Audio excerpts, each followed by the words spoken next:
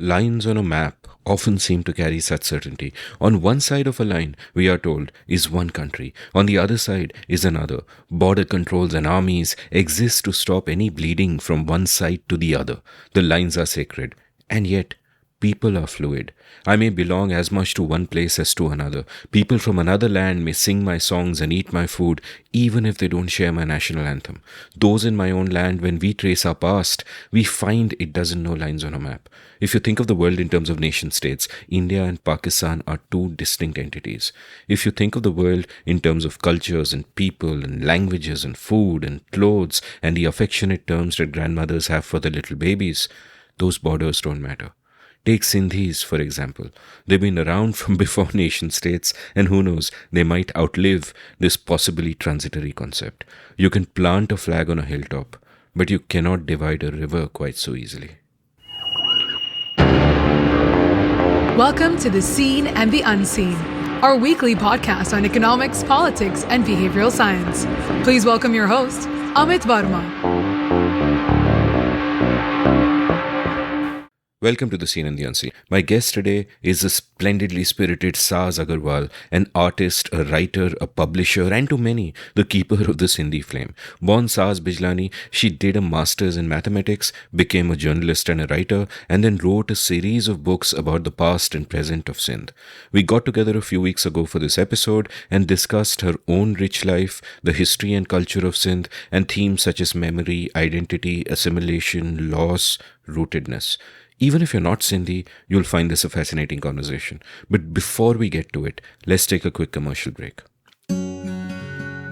Have you always wanted to be a writer but never quite gotten down to it? Well, I'd love to help you. Since April 2020, I've taught 20 cohorts of my online course, The Art of Clear Writing. An online community has now sprung up of all my past students. We have workshops, a newsletter to showcase the work of students, and vibrant community interaction. In the course itself, through 4 webinars spread over 4 weekends, I share all I know about the craft and practice of clear writing. There are many exercises, much interaction, a lovely and lively community at the end of it. The course costs rupees 10,000 plus GST or about $150 and is a monthly thing. So if you're interested, head on over to register at indiauncut.com/clearwriting. That's indiauncut.com/clearwriting. Being a good writer doesn't require God-given talent, just the willingness to work hard and a clear idea of what you need to do to refine your skills. I can help you. Saaz, welcome to The Seen and the Unseen. Thank you. Thank you so much, Amit. It's lovely to be here. We've known each other for must be a decade and a half, though I kind of forget how we met. It was probably something to do with writing, your book. I seem to remember being part of a book launch that you did in Pune. Is that correct? Yeah. That must be 2009. A really long time ago, yeah. Yeah, and I would, of course, have been familiar with your byline and your work well before that because you've been writing columns and so on for so many years. So, tell me a little bit more about you. Like, one of the things I've realized when I've spoken with people on the show who have been friends, who I've known for a long, long time, is actually I realized while recording with them that I didn't know them at all. Because when you're just friends and when you're hanging out, there's a lot of stuff you don't talk about and that you don't ask each other. And that, can make you look at them in a different way. So let's go right back to your to your childhood. Where were you born? I was actually born in Bombay, but was here only very, very briefly, maybe 2 weeks or something. My father was a tea planter in the Nilgiris, and I was my parents' first child. So my mother came to have me in Bombay, and it's funny because less than 2 years later, when she had her next baby, which was my brother, she just decided not to come to Bombay, and she had the baby at home in the guest bedroom of the manager's bungalow on High Forest Estate. And that was quite a brave thing for her to do.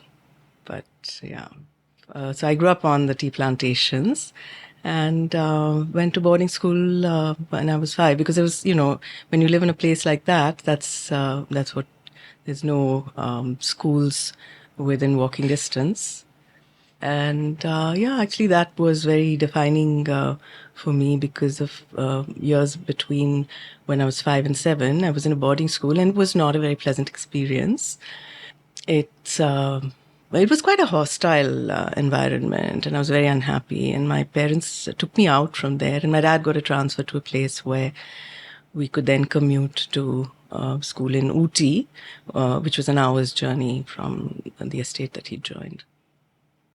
So what kind of kid were you, and what was it like? Those early years where you didn't grow up in a big city with things all around you, and lots of. Yeah, so we would visit Bombay once a year, where my grandparents lived, and we'd spend about 3-4 weeks with them every year in the summer. In December, when the schools in those days had a long break, and it was very cold where we lived, extremely cold. So it was nice to get away from that, and it was lovely being in Bombay in those days. They lived in Colaba, so in those days, Cuff Parade had not even come up yet. It was just rubble, and we'd walk on the promenade, and so those are the memories I have of Bombay.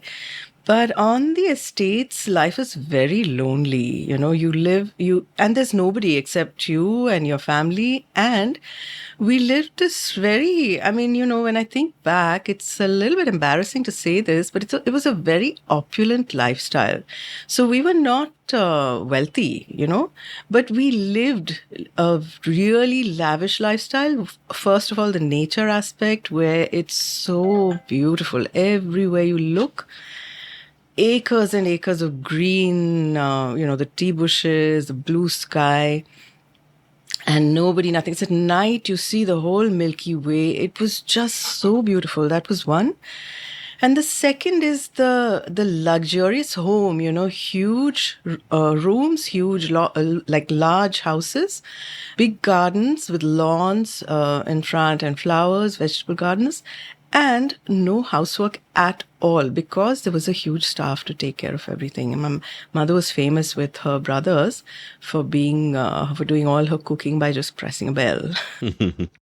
Yeah, so, but it was extremely lonely. And I think when I was young, so I changed my boarding school. Those 2 years completely changed me. They kind of traumatized me and made me a different person. It took me many, many years to come back. I don't think I ever came back to what I was when I was young, which was very lively. And I've been told by people who knew me then that I was quite boisterous and, always wanted my own way and things like that, which I actually don't think that's the kind of person I turned into. But yeah, those 2 years were very difficult, and they kind of marked me. I was always with depression and not quite not all there until I slept with the light on. I couldn't sleep. I had night fears, and I slept with the light on until I was about 25 years old, or maybe when I had a baby, and then I kind of became a little more stable. So, but then again, now when I had those first 2 years, which were, it was like being in an institution. I mean, not, like totally uncared for, and living in a place where people don't really want you, and going home during the holidays, and then screaming and yelling and having to be peeled off my mother when I was being put back into school. After that, for 2 years, my brother and I were day scholars commuting to a school in Ooty. And then after that, we went to the proper, the boarding school that we spent the rest of our schooling in, which there as well, I wasn't that well adjusted, but I think that I'm so lucky to have been to school like that, because the quality of education was so good. And we had really good teachers. We had no pressure of academics at all. It was entirely about being a well-rounded person, learning many different things, understanding the world, setting standards for yourself. And of course, some of those things came from my parents as well, because they were that kind of people. And that's probably why they wanted us to go to that kind of school. And the other thing is also such a big network, because, for us, my brother and me, at least for me in particular, we don't really have like those, bonds with cousins. And I mean, the bonds with our school friends are very, very strong. So it's like my community. One thing that I often wonder about when it comes to people who have sort of, grown up in either smaller towns or in earlier times, both of which are true of you, and to some extent of me, is that the rhythm of life is very different. The rhythm is really slow. Like, for you to grow up where you did, would be so different from if you were a young person today in Bombay, where everything can be much more frenetic in terms of the things you do. And I don't just mean the difference you'd have between cities, but also the difference that has been created by technology today. Like a young person today growing up, you'd always have a smartphone with you. You'd have a million things to do in there. You can check Instagram, you can go down YouTube rabbit holes, get addicted to Twitter, all of that. The rhythm is fully different. Do you feel that, growing up as you did, perhaps away from the big hectic cities, got you sort of used to a slower kind of rhythm, which might be something that is useful to you today itself, or is a part of your life today as well? That's such a lovely question. I know that when we were young, it was indeed a very much slower, relaxed life. I mean, days would pass just doing the same thing and, just relaxing, reading, drinking tea, going for walks, I don't live that kind of life at all now. I haven't lived that kind of life for a really long time because I'm always doing something and always making something, always working on something. I don't know what it is that it may seem like I'm ambitious, but honestly, I like doing things, and it's not that I want to do things and complete them and hang them on the wall, but it's not that important for me to have them seen by everybody. For me, that making the thing is really important. Like, apart from writing books, I make crochet blankets, and things like that. So about the pace of life, I think when I came to Bombay to study in college, although I was familiar with Bombay, I wasn't totally unfamiliar. It was still a huge culture shock because in those days, this was in the late 1970s, there was no green in Bombay at all. There was no green. I mean, the greening of Bombay started around then, late 70s, early 80s, I think. There were no trees. There was nothing, and so that time I was just too dazed to realize that this was missing. What did impact me was the crowd and the noise and the fact that nobody had any manners, because that we were not used to. So, you get into the bus and it's like, hey, pure chala. So that took a bit of time getting used to. But then after a few years, it was my world. And I just remember this funny thing when I talk about the bus. I remember getting into very crowded buses and pushing my way in and stuff and looking at the front of the bus and thinking, I would like to get in from there. And I remember this because they had a sign up saying you can enter the bus if you're old or if you're disabled or if you're pregnant. So I do remember this when I was pregnant. I only did it once, but the bus was crowded, so I walked around to the front and I must have run around to the front and hopped in, and the driver's like, what's up? What happened to you? So I was like, I'm pregnant. Or, I don't think I knew how to say my pet se hu or whatever. I must have just I don't know. I wasn't showing, so I may have pointed at my belly. I don't know what's okay, fine, raised his eyebrows and let me in. And then somebody else came running up behind me and he's like, Abhi tumko kya ho gaya? So it was so funny. Everything is, so ludicrous. And comparison. And that's one of the things that really I carry with me everywhere, that, we take ourselves so seriously. When you sit in an AC room and you're, whatever you do, you think that's the real life. But actually, real life is out there, when the bus driver says, Abhi tumko kya ho gaya? What was the reply you got? I was just so embarrassed. I just slunk in and sat down. No, he asked the other guy behind me. So what did that guy say? I don't remember. And he probably didn't know. I mean, he's a Matadi guy from Mahabaleshwar or whatever, and he probably just got off the bus. It's interesting you should say that Bombay wasn't green at all in those days, because the impression that one stereotype of cities is that cities were fine until people came and then they messed it up and they became concrete jungles and all of that. But the thing is, there can be a movement in this other direction. I really love cities, right? Because I think that one, of course, there is a fact that they, you get dense networks of people. So just there's a greater variety of everything, more opportunity, more art, more music, more food. Everything is just way better. And cities in that sense are kind of, so vibrant. What is your feeling about cities? Because you weren't a city girl to No, start I with. wasn't, but I know I lived in Bombay for 15 years, and I'm okay saying Bombay because that's what it was until I Sure, left. sure. I can say that I came to Mumbai Of yesterday, course. but Yeah, no. Say what you want. but I know that I just felt so much a part of it, and I never thought I'd leave ever. And I totally relate to what you're saying. There's so much of richness, and you walk on the streets, you see wonderful things, you meet people who are interesting all the time. Anyone you meet is likely to be a person of depth. The way things work in Bombay, which is that things really work. I mean, I don't think they happen in other places. You get your milk every day at the same time. I mean, we gave the Dabbawala Six Sigma. Everybody in Bombay deserves Six Sigma because everything gets done, and it's so complex. So that's something that I love about Bombay, and it's something that I don't know whether I always had it. This thing of being action oriented, being goal oriented, being kind of immune to hardships. Maybe I already did because that's something that you get from boarding school also. But it's a very, very Bombay thing. And, there's theater, there's music, as you said. And in Bombay, of course, you have the sea. You can just stand. I love doing this. And I do it whenever I get a chance now. You just walk on Marine Drive and you look at the tide going out and coming in. And there's so many people. But I wouldn't live in Bombay ever. I just would not. I prefer a much quieter life. And the main thing is I like to have a lot of space around me, which you can't when you live in a city.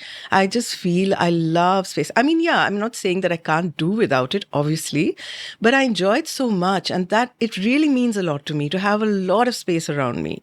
And I think in Bombay, that's not possible. So that's for me, that's the only thing that I have against, even the climate. It's a bit grimy and everything gets dirty. Things rust. You can't leave your biscuits out for more than 10 minutes before they get soggy. So I like living in Pune. No, Even what though you it's what you more what you said provincial.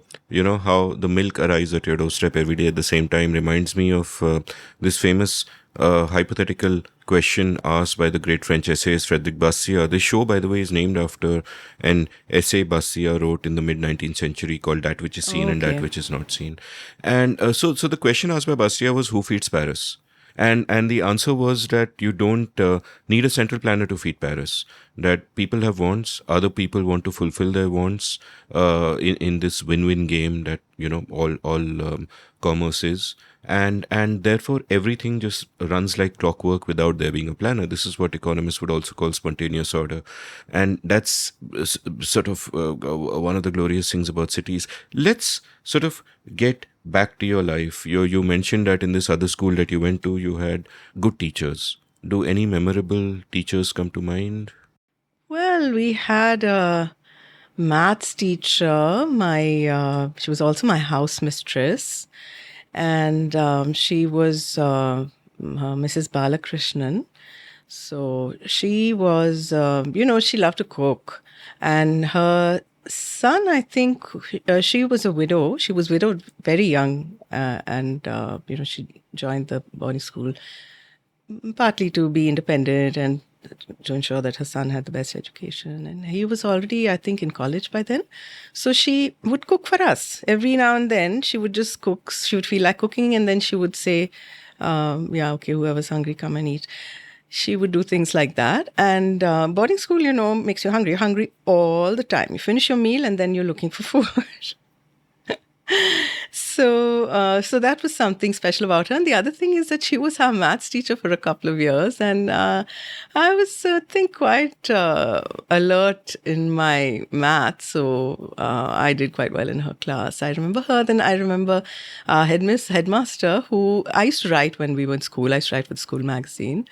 And then I remember, that encouragement actually made me think that I was a writer. He would call people. I mean, when he had visitors, he would call me across and say, introduce me as a writer. So that really made me feel that I am a writer even when I was a child. Yeah. So, at this point in time when you were in school, what was sort of your self-image of yourself in terms of what you wanted to do later on? Like, you did maths later on, of course, and the teacher you mentioned who you liked was a maths teacher. So I'm wondering if the two were kind of It might have related. been, but she was also somebody who did a lot of maths enrichment with us. We would have, maths practicals where she'd do stuff with paper and string and things like that. So I later realized as a maths teacher myself that it's very linked to your emotions. Learning maths is very linked to your emotions. And, if you have a teacher who has no patience with you, you are never going to get your concepts. Maths needs to be taught in an environment of friendliness, cordiality, and affection and, care. The other thing about maths is it's cumulative. You can't go on. It's not like you're studying geography or history where you can do different topics independently. You can't do that with maths. You can never get to trigonometry if you haven't got your decimals and fractions right. So if you lose one step, it's finished. You're just never going to get further. So that's one thing I realized as a maths teacher. So which I did. My first job actually was a lecturer in mathematics at Ruparel College in Bombay.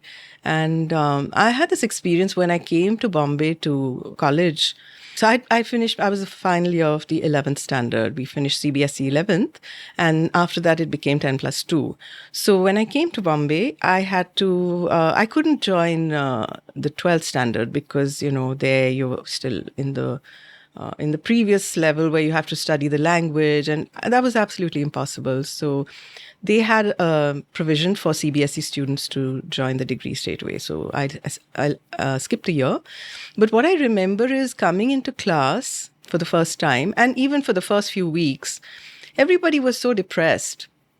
Everybody was so uninterested in what was being taught. And it was like really difficult. And it was only much later that I realized that everybody who was there doing the first year BSc, they had wanted to get into a professional course. And I was at Jai Hind College, which was very difficult to get into. So they were students who had finished their 12th standard at Jai Hind College and didn't make it to a professional course. And that's why they were doing their FY BSc. And they just come and slump on their seats and not listen and go back. So it was not... So I had some of that again when I became a teacher at Ruparel College, where they were again FY BSc. And of course, it gets better in SY and TY. You get the ones who really like maths. I love teaching that TY class. I had students who we were very fond of each other. Yeah. Yeah, and for those who don't know, FY, SY, TY are first year, second year, third year. Thanks. I guess you had these two parallel things that you like to write, which is just something that you're doing. But what did you think of a career for yourself, or did you think of a path for yourself that? So, you asked me this also, about my impression of myself and what I thought I was going to do. And in school, I actually didn't have any plans for myself.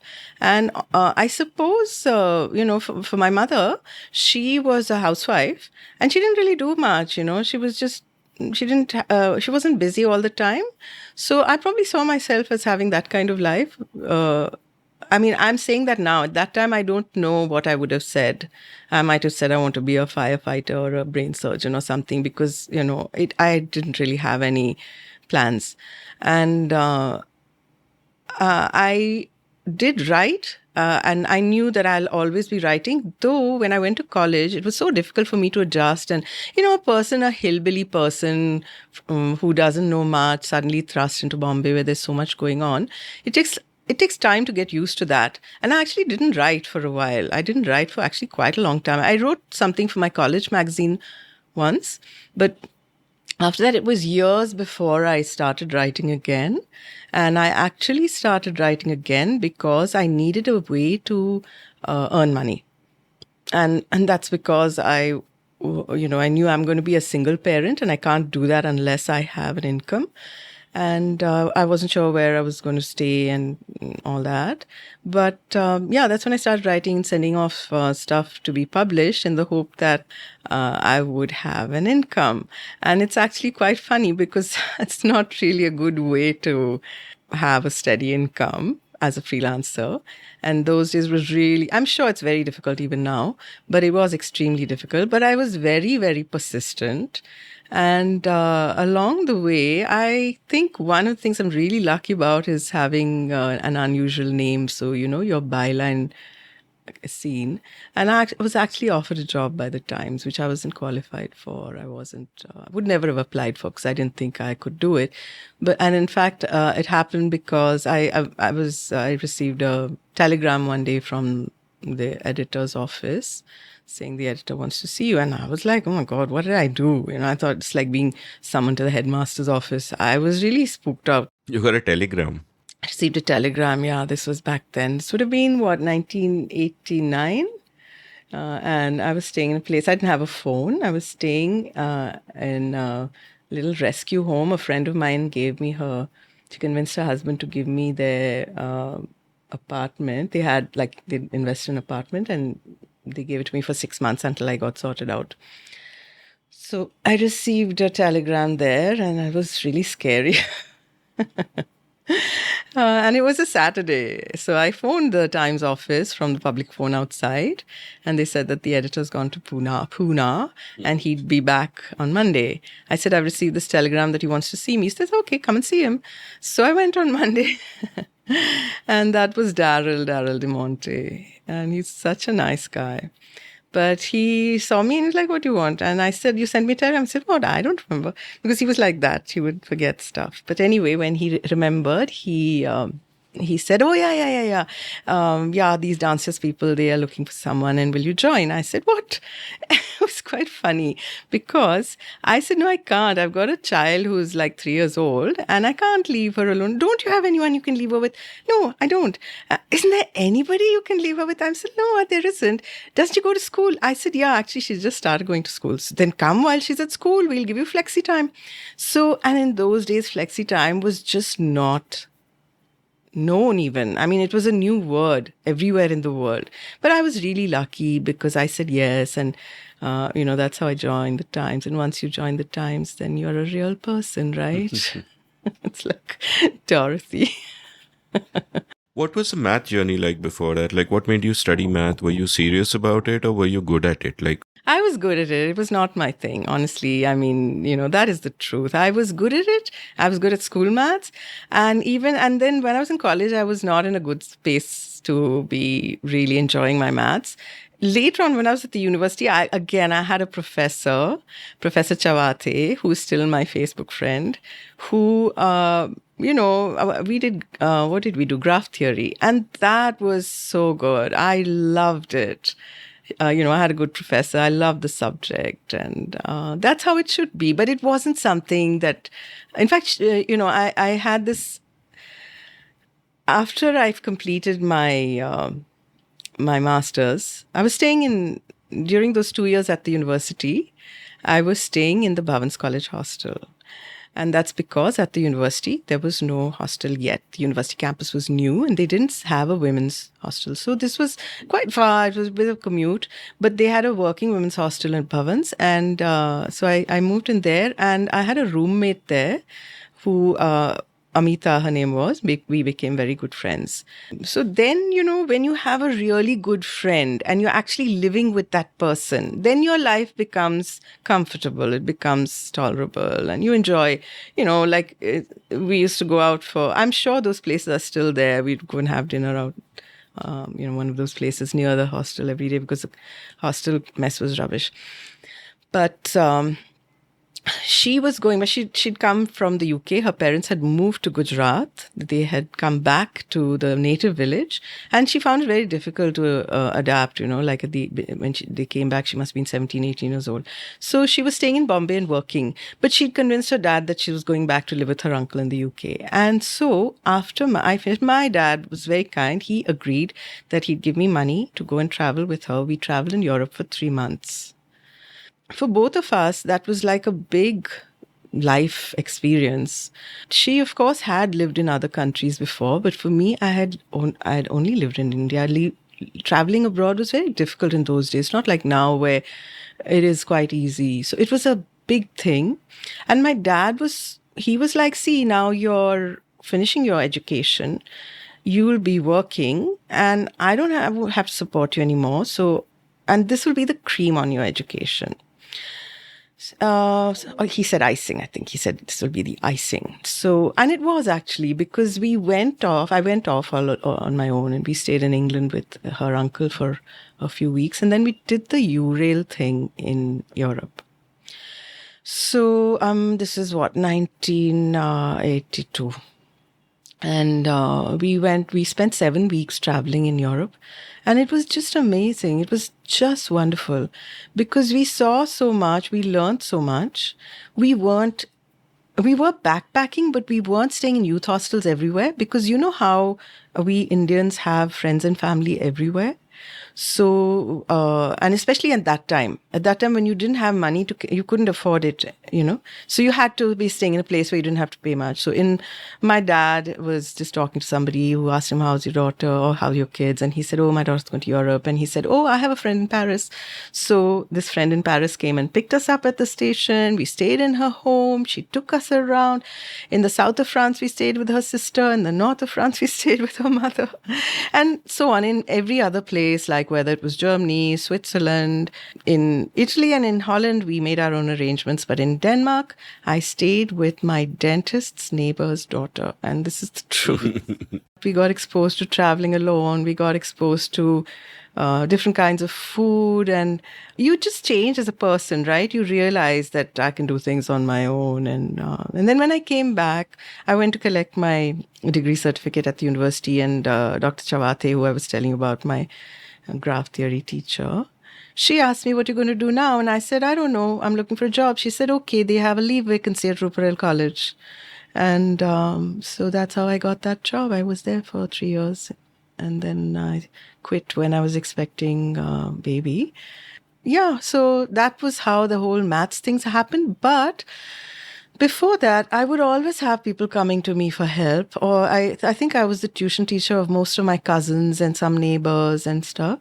And then later on, when I was staying on my own and working at the Times, I ran the Saturday group where kids would come and we'd do maths enrichment like what Mrs. Balakrishnan taught us.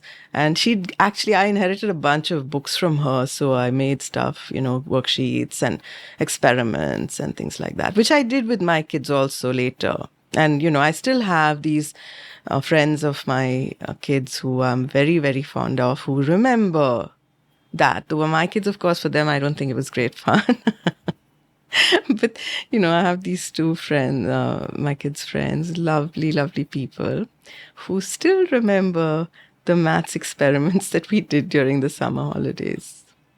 But that's all over now. I've become completely, I can't remember whether it's left or right brain, but whatever the other side is, where you are just creative and you go with the flow and, you don't really, I can still remember strings of numbers, but I don't bother. And do you think that, and this is really possibly a question about two things which, might be dually connected. So there may not be causation going one way, but both ways. Did studying math the way you did change the way you think about stuff? Or was it the case that you were the kind of person who thought about stuff in a particular systematic way and therefore math came easily to you? Actually, that's a question that I sometimes ask myself, but I'm not sure. And it is true that I think very systematically. I'm not sure which came first. I think it might be influenced by maths. I do. And I find it easy. Like, it helps me a lot in my writing, separating different ideas. And there is definitely a maths influence. I don't know which came first. And the other question is also about a sort of a two-way connection about teaching and the empathy that it demands. And equally, you would imagine that if someone is naturally empathetic, they'll be better teachers.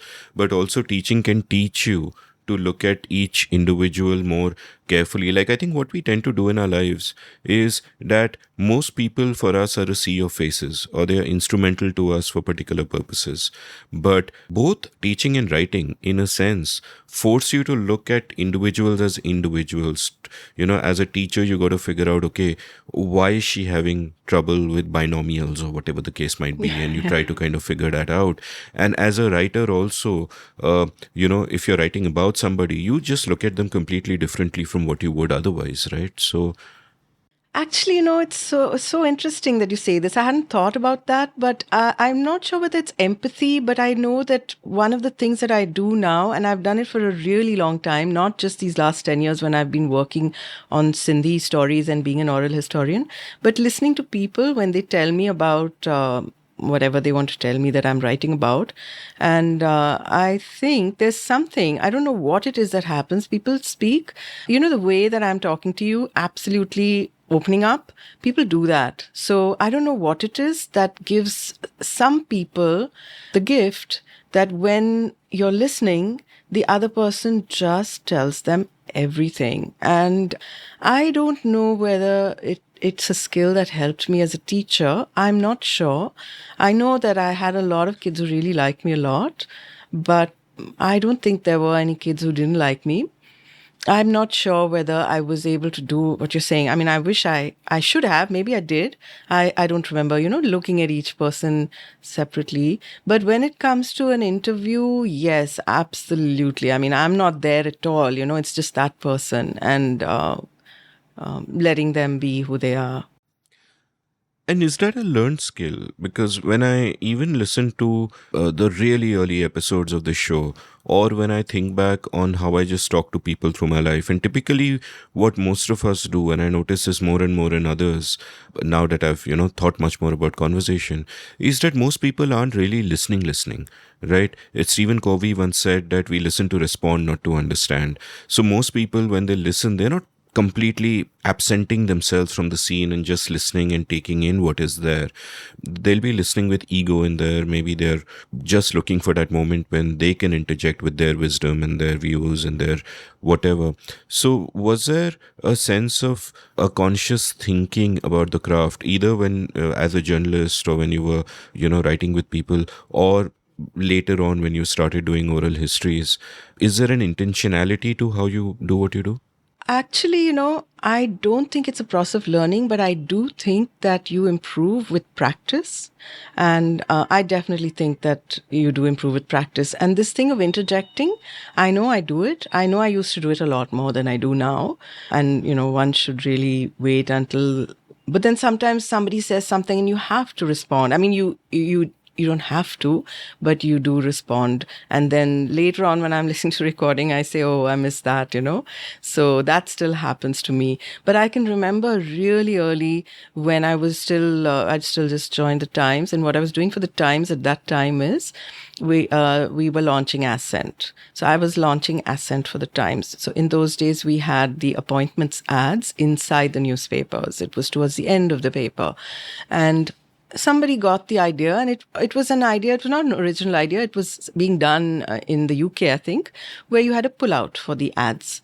And what I had to do was fill the half a page of the first page with articles from industry and get people to write based on their experience. So it was really wonderful because people were talking about things that they really knew. It wasn't about something that you'd learned at college. It wasn't theory. It was their experiences, and they were sharing their learnings. So for me, it was huge. It was a new field. The only thing that I brought to it was listening to people when they spoke. Sometimes they would write and send in stuff, but a lot of times that I was helping them to write it. And I remember this once sitting with somebody who was the HR head at Cadbury's, and we were talking, and he was telling me stuff, and then he started crying. He hit a emotion, and I didn't. I mean, I waited and just kind of, but that's when I realized that when you listen to people, they might react in a way they wouldn't do in a social situation. So it's a privilege, you can't, you have to really respect that and be kind to them or whatever, or just, not kind sounds like patronizing. That's not the way I meant it. But yeah, so then I think that incident never left me because I realized that it's something that you have to do carefully. And what is it about? And this is something, of course, I've noticed as well, that people really open up. That you might imagine in our everyday interactions, there is always a filter, there's always a certain degree of reserve that is there. But once you get into that a certain groove, people really open up and they go places, and I've also, had the privilege of people trusting me enough to open up in that Yeah. way, and that's kind of happened a lot, and I wonder about why that is. That if it is so easy and often so rewarding to open up and to open yourself up to others opening up, that why we don't do more of that? Because most of the time we pretty much wear a mask through our everyday lives, where Yeah. we are not saying what we think, we are hiding our emotions and so on and so forth. But when you have a particular setting, when I'm having a conversation with Yeah. someone for the show, or when you're doing your oral history or whatever, it just tumbles out, right? Yeah. Yeah, you're making yourself more vulnerable, of course. I find it, like my what I do apart from the Sindhi work, I work with people to help them write their memoirs, and that is the biggest. I mean, I love those projects because they, people talk to you and they do what you're saying. It's not just like 2 hours or 4 hours or 6 hours. It's like days together where they talk about everything that's ever happened to them in their lives. And then you interview other people also to get cues on what you can get out of them, or you look at that period of history that they went through where lots of stuff was going on. So then, again, that brings out more stuff. And I feel that for somebody who's doing that, I mean, all the people that I've worked with, they found that process so fulfilling, because you're going through, you're like making sense of what has happened to you right through your life. Very, very therapeutic. And then, you come to these relationship issues that you had. And even those, you're able to surmount those many times, not always, of course. So why we don't do it? Yeah, that's a good question. I think maybe people don't realize how powerful and how effective it is, how useful it is. I also feel, as somebody who has used professional psychotherapist ever since I became financially independent. I knew that I need to work on my mental health, and I did that ever since I was like 22 or something. And I know from that experience that very often you find people who are really not good. They are really, really not good. They're just not good. Either they exploit you in one way or the other, or they medicate you. I never stopped trying though. I kept doing it. And I still have someone in Pune who I see. I mean, it's been a long time. We had one session during the lockdown, but I've been with her for about 10 years or maybe more now, and she's so good. But yeah, you don't find people who, and ultimately, when you think about it, when you're with a therapist, it's actually you who are doing all the work. You just need somebody who listens the right way. You don't really need anything else. So, yeah, I think since you asked why we don't do it, I think that's my answer, that it's not that safe. Carrying on from that thought, could it be the case that, like, one lament I have about many people and even myself at times is that there's not enough self-reflection. Most people don't reflect enough on themselves. And I think what the act of, say, going into therapy with someone you trust, or just talking or having friends with whom you can have these kind of conversations, what it does is that it forces you to self-reflect. Even if you're talking about your life to somebody else, just that act of laying it all out there forces you to look at it in a different way and can help you see things that would otherwise have been unseen to you, right? And in a sense, it's like the act of memory is also an act of reconstructing the self. Like earlier you mentioned that when you look back at your childhood, you can now, looking back, say that, oh, she just wanted to, just chill, be in the groove, be like her mother. But you said that you can't think now what she would have wanted then. So in a sense, that person is gone. In a sense, what is left in your memory is your reconstruction of that person from your mature vantage point and all of that. But that person is gone. And I'm sure just looking back at that person can make you a better person today, if that kind of makes sense. I totally agree with you. I mean, this is one of the aims of therapy, right? Is to reconcile yourself with who you were right through all the ups and downs of your life.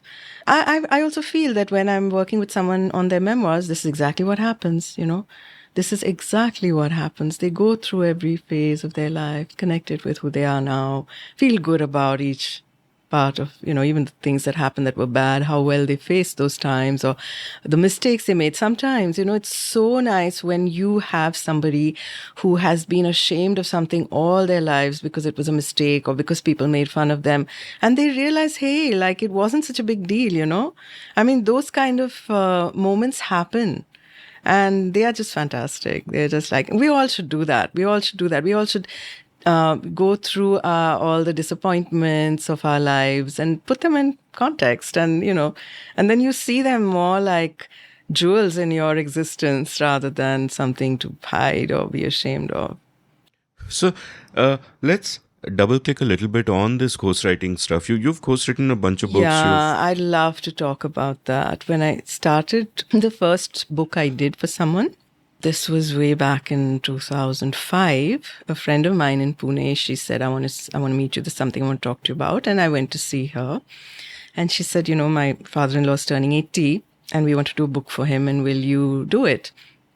And I said, yeah, I mean, you pay me and I'll do it. Because at that time, having an income was extremely important to me. I really needed it. So, this is the thing. This is actually my story. Most of my creativity and all these projects have emerged from economic need. I started writing that way when I was, how old was I? 28, 29 or something like that. Now we work together and she's like a wise woman. So she would record his stories and come and we'd sit together and we'd listen to him and we'd talk about what he was saying. And she would have stuff to add because she knew him really well. She'd been married into the family and living in the same home since she was like 18 years old or something. So then we wrote the book. I wrote it, of course, the words were mine, but the material was coming from her and from his interviews. And there was this thing where the book is written by so-and-so person and it's in his voice. And I'm proud of that. It's in his voice. And I did that because that's my skill. I can listen to somebody and I can speak in his voice. And that's something that I could do even when I was a kid, so that's my core skill. So here, it was a wonderful thing that happened by coincidence. I was able to monetize my core skill. But then there comes that little bit of, you've been a ghostwriter. And that's something which is not a good thing. I remember this. So this is the way people look at it, right? I don't look at it like that. So I would say I'm a ghostwriter and with a straight face without really, it's, people's reactions are like, they sneer. Even if it's somebody who can't write 2 sentences themselves, they would still sneer because you're a ghostwriter. I remember this when my first synth book was picked up by Oxford University Press and they wanted a few lines about myself. I said, I don't remember exactly what I sent them, but the word ghostwriter was there.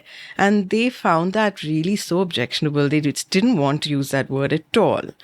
And that's when I realized that, it's like saying I'm a bootlegger with pride, actually. So I actually, what I do is I work with people to help them write their memoirs, That's what I do. So... you want to call it ghostwriting, that's okay with me. But I know that what I'm doing is something which requires a high degree of skill. It requires a lot of patience. It requires being able to understand not just what happened in that person's life, but also use that person's words to relate so that when somebody's reading that book, they're with that guy, with that person, him or her, and they only know at the end of the book or when, whatever, that it was actually written by someone else. But back then, when I was still feeling a little defensive, maybe I am still a little defensive about it because, I've given you such a long explanation. But what I wanted to say is that you look at the autobiography of Malcolm X, for example. Now, who wrote the autobiography of Malcolm X? Alex Haley. There you are. You know that. So it was Alex Haley who wrote. Now, would you call Alex Haley a ghostwriter. Yeah, I suppose you would. I mean, I like to compare myself with Alex Haley. Yeah, and the great sports writer Rohit Brijnath wrote Abhinav Bindra's book, for example. Ghostwriting is an honorable tradition. I've done a little bit of it back in the day when I, used to work for Vision Asia Cricket before we bought Cricinfo, even after I was on Cricinfo, where there were ex-cricketers who wrote columns for us, and it was my job to, speak to them after every day's play and get their views down and try to kind of recreate it. It's quite an art, and what I imagine you are doing in that sense is, again, it's that act of listening, opening yourself up, keeping yourself out of the story, just taking in everything they tell you, and also looking at another person at that kind of depth, with the kind of depth with which you'd perhaps only know your own family members, if that. No, family members may not open themselves up to you that much. So even if more it's your than that. partner, yeah, maybe you know that person really well. But I don't think I would open myself up that much to my parents. And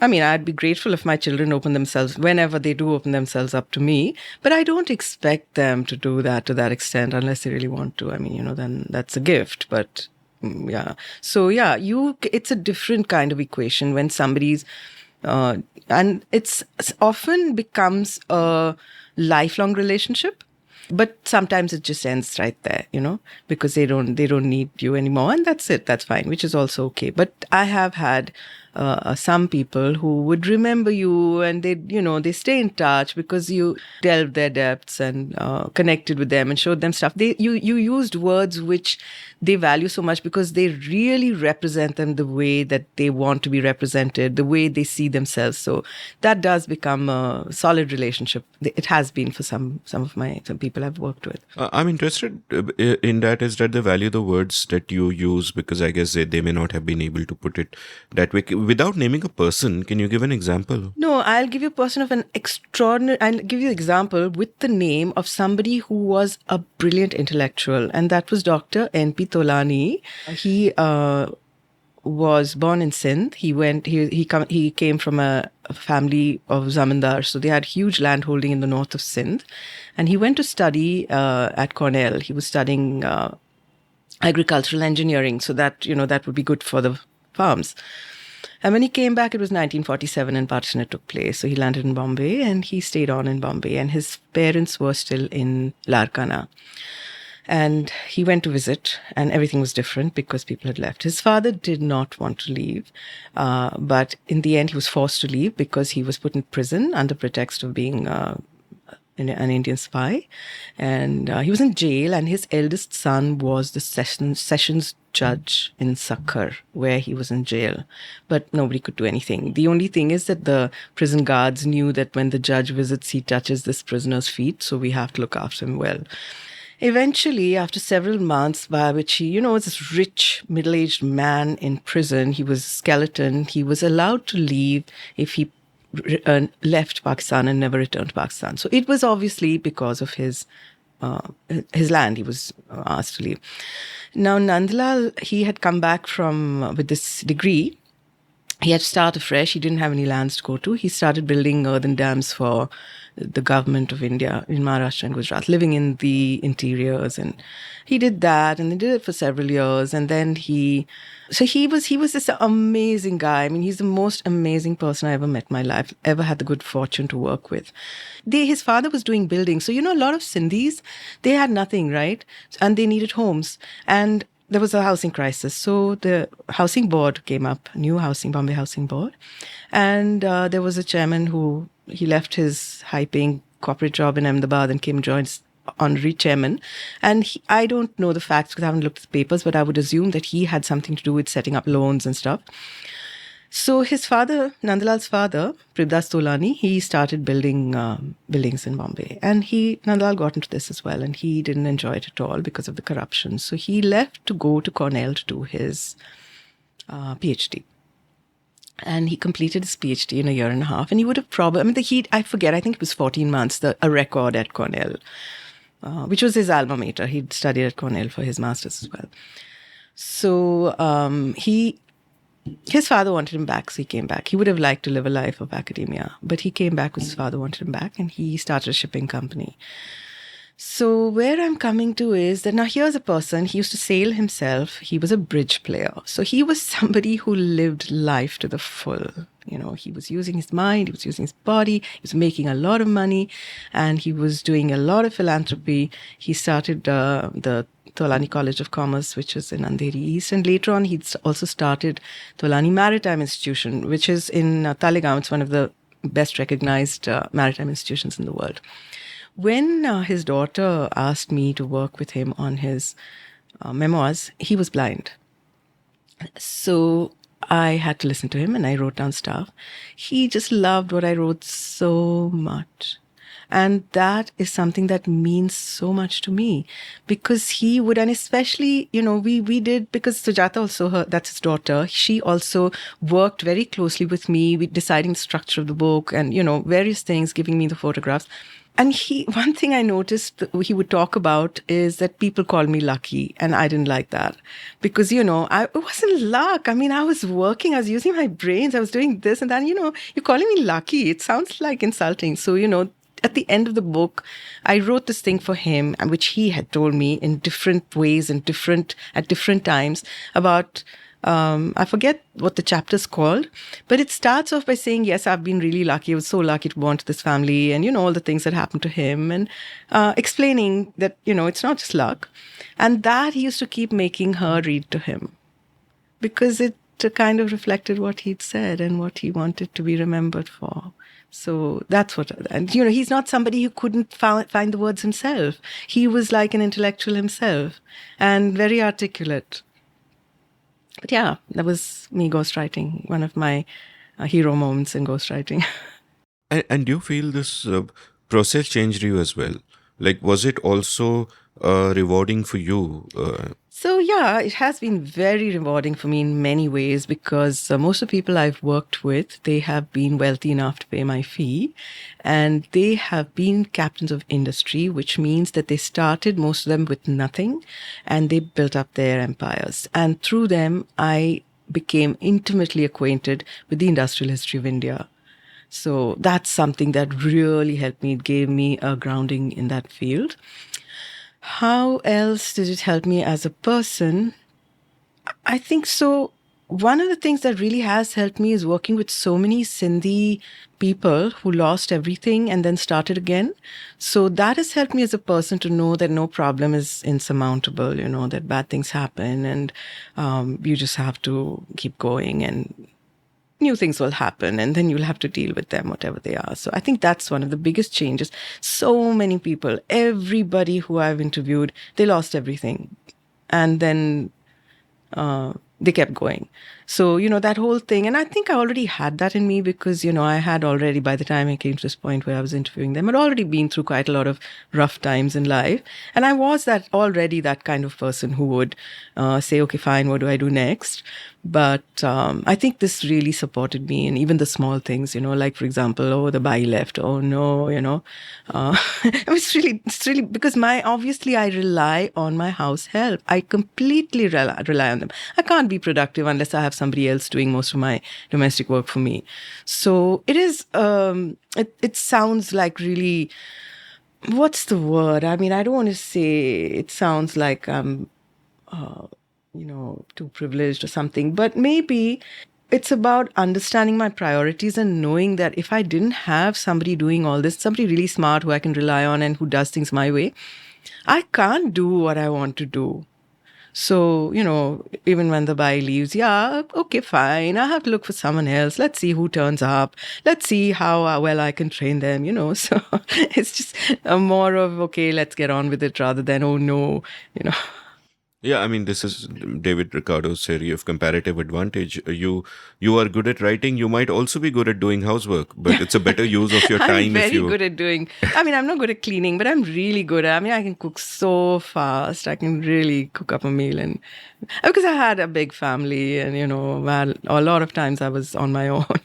Does your mathematical brain also, is it part of the way that you cook food? Absolutely. I am so rigid. When I have to do 10 things, I know which one to do first to save time and effort. And I'll have a sequence.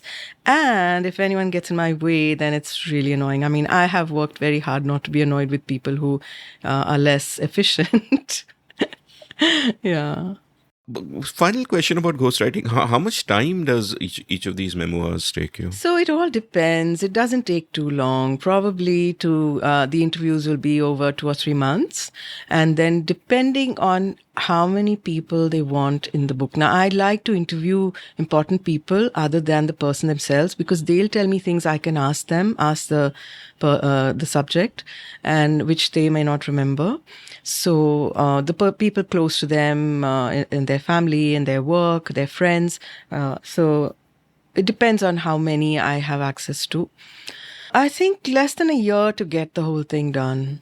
Now, we did one recently, which I started, I think, in February. And in fact, Veda did the design for that, and she did the fab design. It was his birthday on the 27th of July, and it was really cutting it fine. But we did it, and really came out well.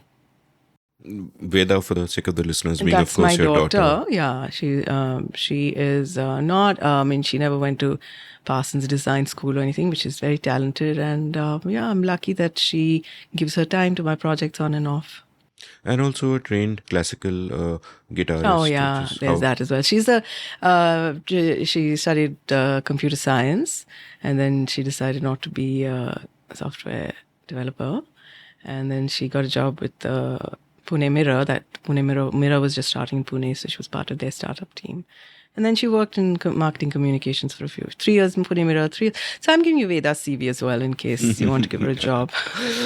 Yeah. And then all the while she was studying classical guitar, and became a very big thing for her because she took over the Classical Guitar Festival in Calcutta and ran it very successfully for quite a long time and enjoyed it a lot. Yeah. And she's a yoga teacher now, in case anyone wants to do online yoga with Veda. If there's a link for that, I'll put that in the show notes as well. When I was a kid, I remember reading about a link between music, math, and chess. And I was a chess player, of course, at that time. Yeah. So I don't know if you play chess, but is there a link between music and math, you think? Are you into music? I think there is. I am not a musician, despite my name, despite, having a musical offspring. But I'm not a musician. But yeah, in Veda's case, definitely, she also had the maths talent. And I love chess. I love chess. I'm not very good because I don't play that much. And most of the time when I play, I don't concentrate. I mean, these are just excuses. I'm actually a lousy player. But I love the game. And I totally agree that there's a connection. I mean, music. I remember reading this for the first time in a Mallory Towers book. Mallory Towers. Mallory Towers. Yeah, about they had this somebody who was really good at both maths and music. I knew I'm no good at music, but yeah, there's probably a connection. So let's sort of go back to your sort of writing career. You were, you taught math for a while. Yeah. But how did you get drawn towards, going beyond writing as a recreational thing to actually, writing for a living? I knew I had to earn a living, right? I knew I had to. So I started writing because that was a thing I could do at home when the child is sleeping. So I started doing that. And then again, when you're writing from home, it's always going to be, oh, well, this is what my dog and me did, So it's not going to be something about world affairs or anything like that. But it started like that. I started with the Times of India Middles, which was the most exciting thing because, it's something that everybody, in those days, the Times of India was a real newspaper. Everybody read it. The edit page was real, and you could not get into the middle unless the quality of what you'd written was excellent. So it was a big deal. And they paid 500 rupees, which really meant a lot to me because my budget was 2,000 rupees per month, including the rent. And, so that was... all I had to do was one middle a week and I was through. Of course, it didn't quite work like that. But yeah, I was very focused on earning through writing. And when you're focused like that, you get opportunities. I did. I was working for the Times, of writing for other newspapers, sometimes using my mother's name or a made up byline or something like that. So I did that for the income. And then after a few years, I think I was with the Times for 3 years. And that's when I got married and moved to Pune. I tried doing the commute. I would just come in on a Monday and go back on a Tuesday. So I was working in the office to make the pages, basically. The other stuff could be done through occasional meetings, through the telephone and things like that. So it worked for a few months, and then I just realized for various reasons this is not such a good idea. So I had 3 kids. They were young. How old were they? 5, 6, 7, something like that. And, here I am, a maths tuition teacher myself, and my kids are not doing that well in maths. So I just kind of left and became a maths tuition teacher all over again. But I was still writing, and I was so lucky to get a column with the Sunday Midday. That was like, now I can die happy moment for me. And I had a column with the Sunday Midday for a really long time after that. And again, it was something that I could do without leaving the house. The first column I had was, it was called In a Manner of Speaking. And that was about language. It was about words, the way words are used, and, looking at different situations. And it's so nice. It was so useful for me to have been able to think like that for a few years, because now in the work which I'm doing, which is in the space of partition, words are so important. When you hear people saying, I came to India, and everybody says that, and actually they were already in India. People say, I came to India. Actually, you were in India. You came to the new India. You came to the truncated India. It's like you did, of course, come to a new place, but it's like you were an outsider. It's that feeling of being an outsider, and you weren't really Indian and you came to India. Things like that. And there are many things like that. So back in the day when you would do your columns, that's pre-internet, that's pre-everything. How do you... It wasn't, actually. This was in 93, I think. It was 94 December when I started with the Sunday Midday. I think it was. And so, I used to send in my stuff by email. I used to email in my stuff, yeah. But it sort of in terms of getting your ideas, researching, all of that. So there was no Wikipedia back then. I used to read books. I used to buy books, and, I used to talk to people, read the newspapers, when you're writing about language and contemporary language, partly it's what you see and hear around you. And I was working in a software company for some time. So, people use language differently there. So I can write a column on that.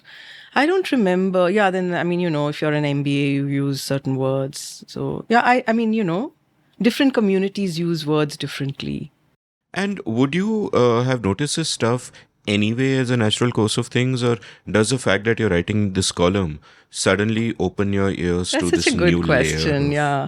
I think I would have noticed anyway, but I wouldn't have made such a big thing out of it because, I'm sure like even you would, right? If you were... even though you're not writing a column on language, you are noticing it when people speak like that. For a lot of us for whom language is so important and who can change their way of speaking when they're talking to different people, we always notice, right? Even if you're not conscious of it. Like, I have a feeling you do this too. Whoever you're speaking to, you speak to them using the words that they speak when they use when they speak to you. I think so. So in a way, you have noticed, even if you're not writing about it.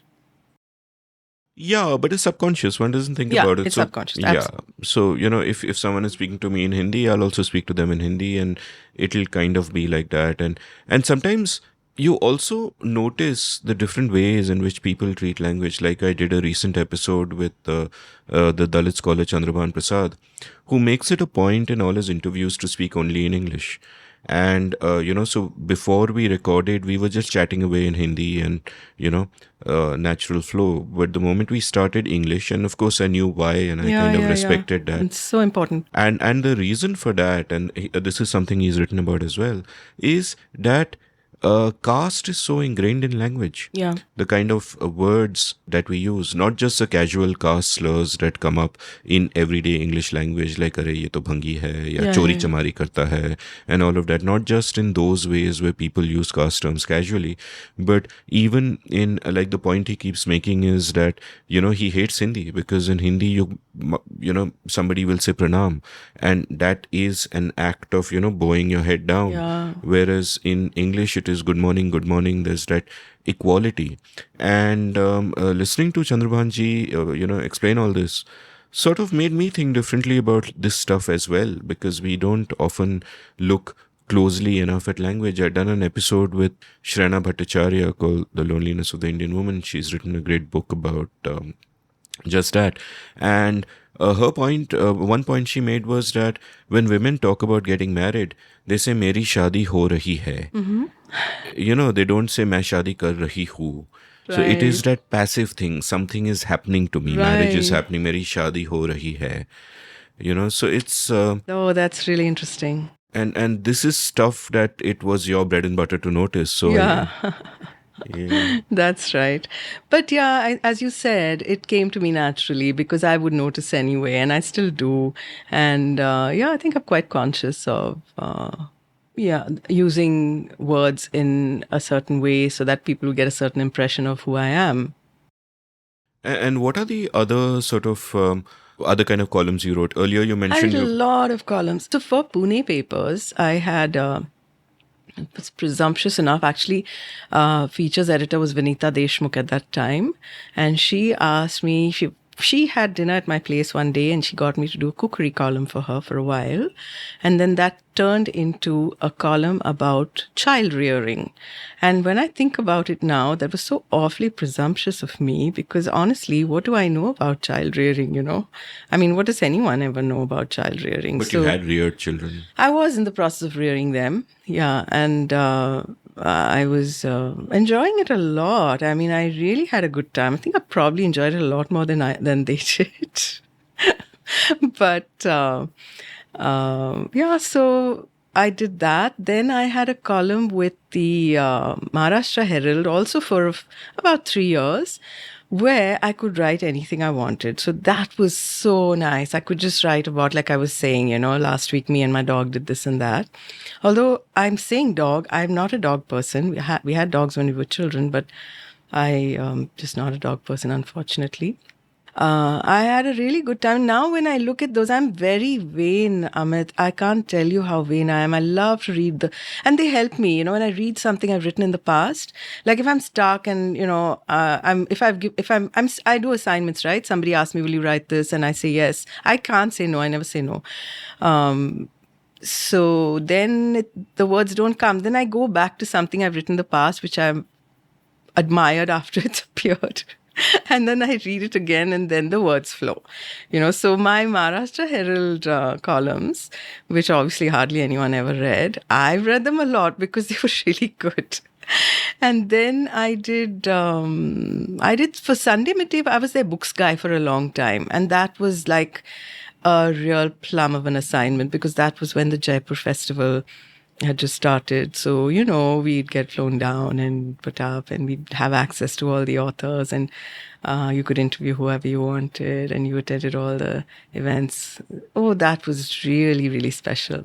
One of the things I did for Sunday Midday, again, something I'm so, so proud of, is for several weeks, I don't know how they let me do that, they would give me like a whole page, sometimes even 2 pages, where I was parodying another writer. So I did obviously P.G. Woodhouse when Bertie Wooster came to Bombay. What was his name? Batty Baba. His name was Batty Baba. He had a male servant called Jeevan. And yeah, it was only about like how much fills a page? 1,500, 2,000 words. But it was a full, lovely P.G. Woodhouse story. And then I did, who is Bill Bryson? I did obviously Bridget Jones, and yeah, I did like about 10 or 12 of those, which I am very, very pleased with myself for having done. You also read a column you mentioned earlier about, where you wrote about what happened 100 years back today. Right. So that was not something I wrote. The Times of India has archives, and that was one of the extra money assignments I did back in my first those 3 years I did in the Times when I was freelancing. And Daryl knew that, I'm looking for a raise all the time. And he said, "Do you want to do this?" I said, "Yeah." So every day we used to have, my brief was find something in the past that resonates with the present. So I would just go in and read the old newspapers and pull out something from there. And it was amazing about how, as I was telling you, people were complaining about traffic in Bombay in the 19th century. And of course, at that time, it was more probably about, more about the horse carts and the poo on the streets or whatever.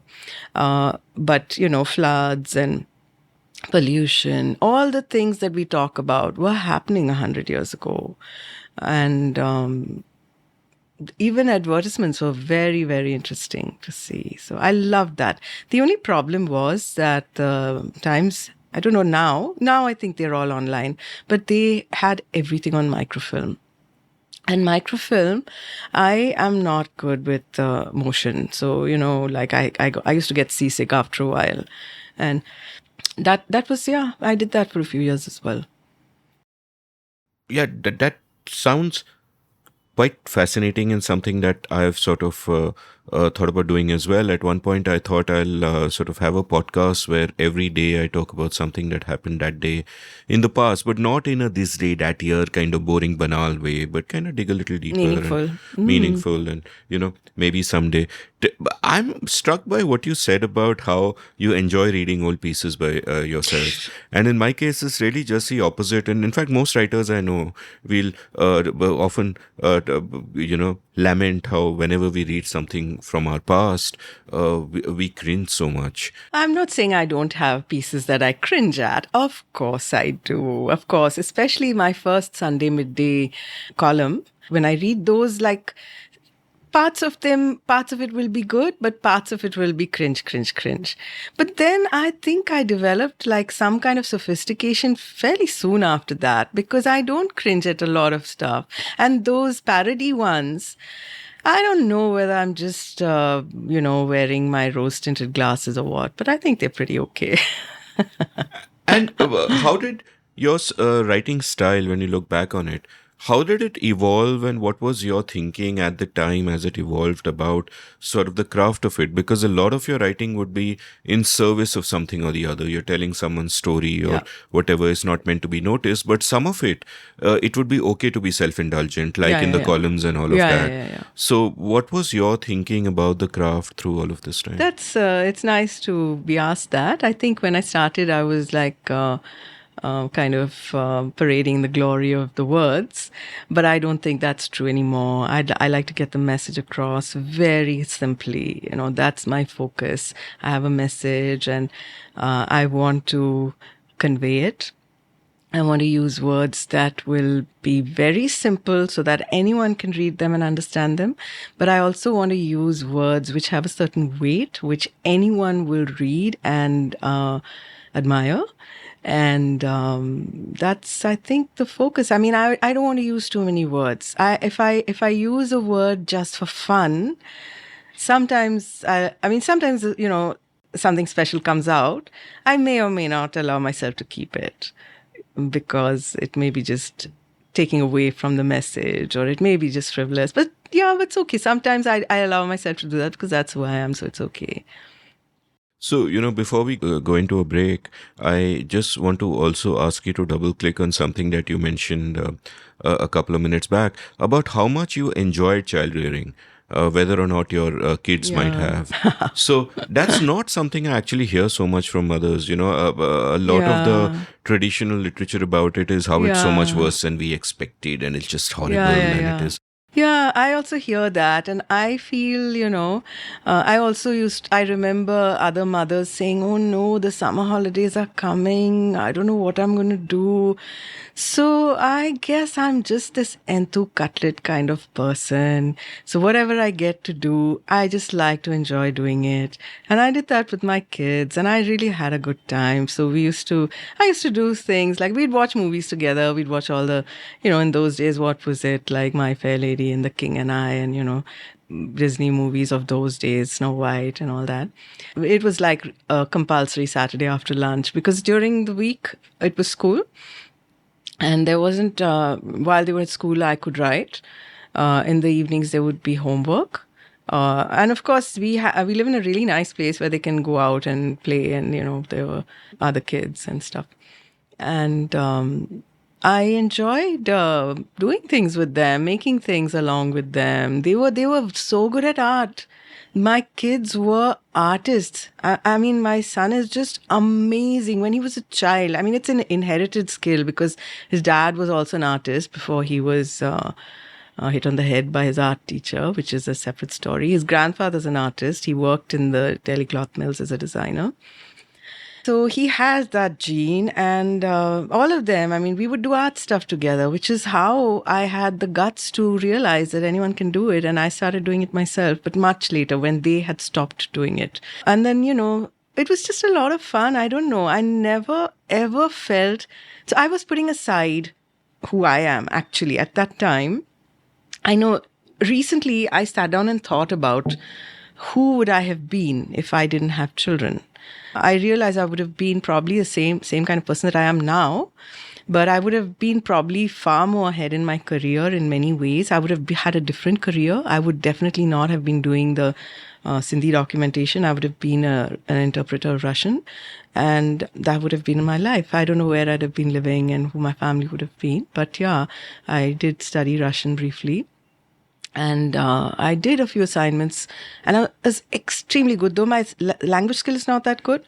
But because I'm able to communicate, and of course the language skill would have improved, but that communication, obviously, I mean, I used to hear from others that client of yours is still asking for you 10 years later. So, that's obviously very flattering. I can't speak any Russian. I can say Dobre Utra and Das Svidanya, but that's about it. How do you say the seen and the unseen in Russian? I don't remember. Oh God, this is catchy. I know. I'll find out. It's not that hard, yeah. Yeah, and so that's actually a fascinating question. I wish I'd asked you, but you asked yourself that, how would that counterfactual about had you not been a mother, what would you have done? So again, I think I needed to have a family basically because I was emotionally, when I was very, very young, I realized how important a family is, because I was in boarding school, which was actually not a happy place, it was an institution. And that's why I invested so much in my family. And I also feel, sometimes when people talk about what's your biggest achievement been. So I'm going to ask myself that question again, if you don't mind, which is, it's again, like I'm really showing off. My biggest achievements were that when the school bus came in, I was always there, and I was always cheerful and always had something happy to say and do and whatever. And, cheer up somebody who's not that happy or listen to whatever had happened during the day and all that. And the second one is that I was there with my parents, with both of them, the last years of their lives. And I was there with both of them when they died. I mean, I was there at the moment of death, received the final blessing. I mean, there's nothing in this world that can compare with that. I think I'm the luckiest person to have had that. I mean, it's something that everybody doesn't get. And I think I'm extremely, extremely fortunate. That's been the best thing that ever happened to me. And when you mention, always smiling when you're dropping your kids off at the school bus and all of that. And it strikes me that through much of our lives, when other people are involved, there's the effort of maintaining a persona. That this is how you must appear to your kids because they'll feel this way, extra layer. This is how, you must appear to your husband perhaps, or every relationship that we have can often involve the construction of a persona, and you're maintaining it, and there's a lot of effort there.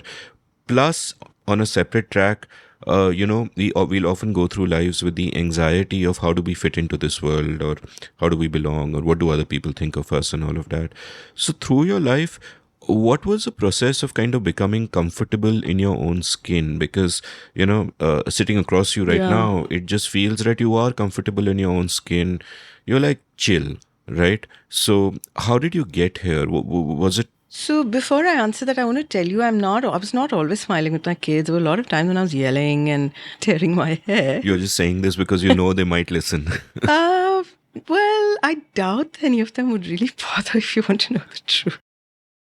It's a long podcast. Fair enough.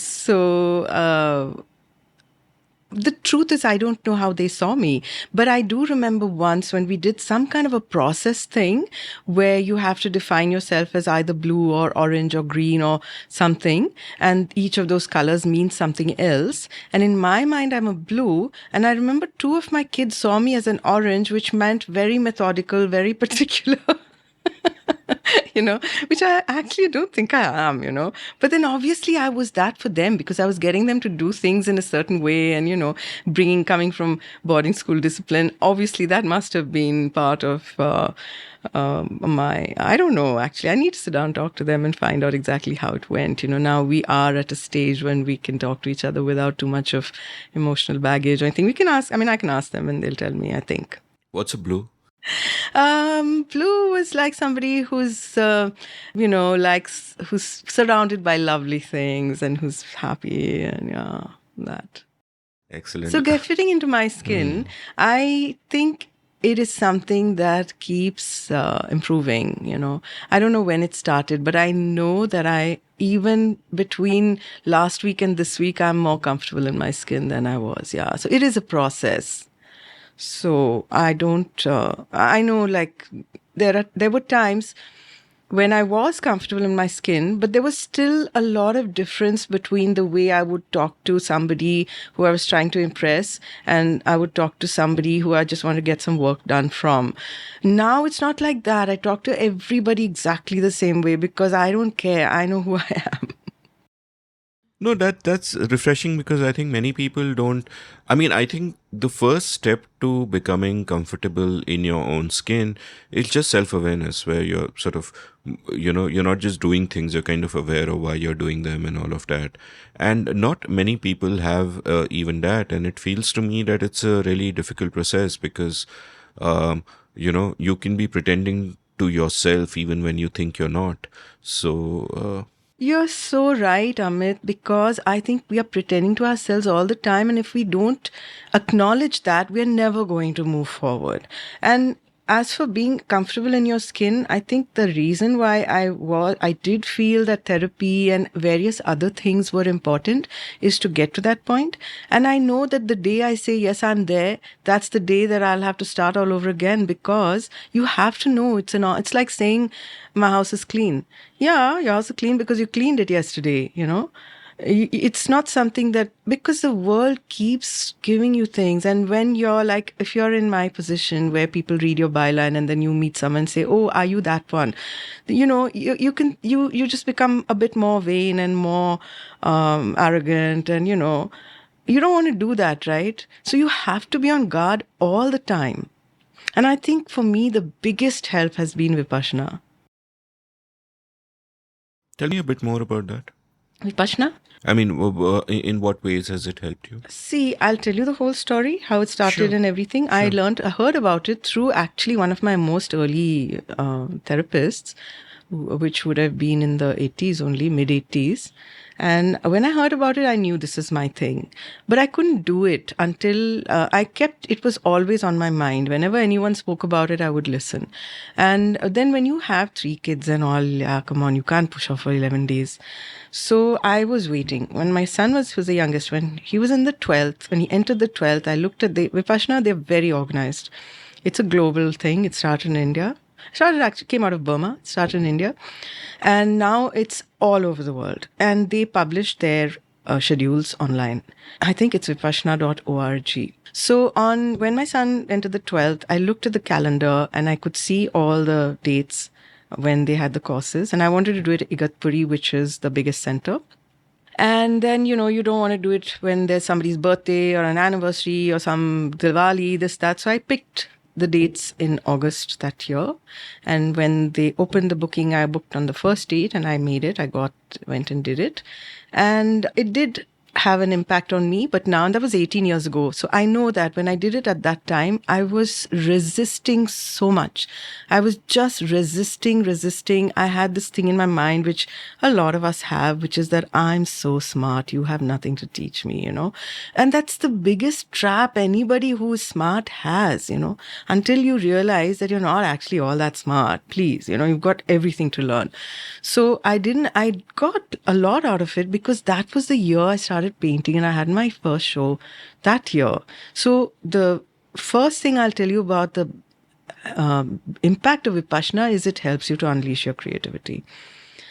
Second thing I realized when I did it recently, and it happened to me the last couple of times I've done it, is that so you're supposed to be meditating and it's a guided meditation and it's really very gentle and beautiful. And it's really so simple and it's just about acknowledging reality. Nothing else. It's just about acknowledging reality. That is what that meditation is. You look at yourself, you look at your body. What are the sensations you have on your body? That's it. Just look at them. Don't do anything else. What I realized is that, so, when you're doing that, obviously your mind wanders and your mind is here and there. And, a lot of times I would be cooking food and, arguing with somebody. This time when I did it, it was all about creative ideas. And the creative ideas are the most distracting, because when you're having an argument with somebody and you realize, hey, I'm in this course, I should be meditating, you bring yourself back. But when you have a creative idea, you're so grateful to your brain for giving you that idea that you don't want to cut it short, So that is one of the things that happened. But apart from that, I think it made me more, a little bit calmer, less, and that's what one of my children said to me, that now, after I did the first time, she said, like, you seem to be calmer. So I don't think I was a very, very tempestuous person ever, but yeah, probably that was true because she's very perceptive.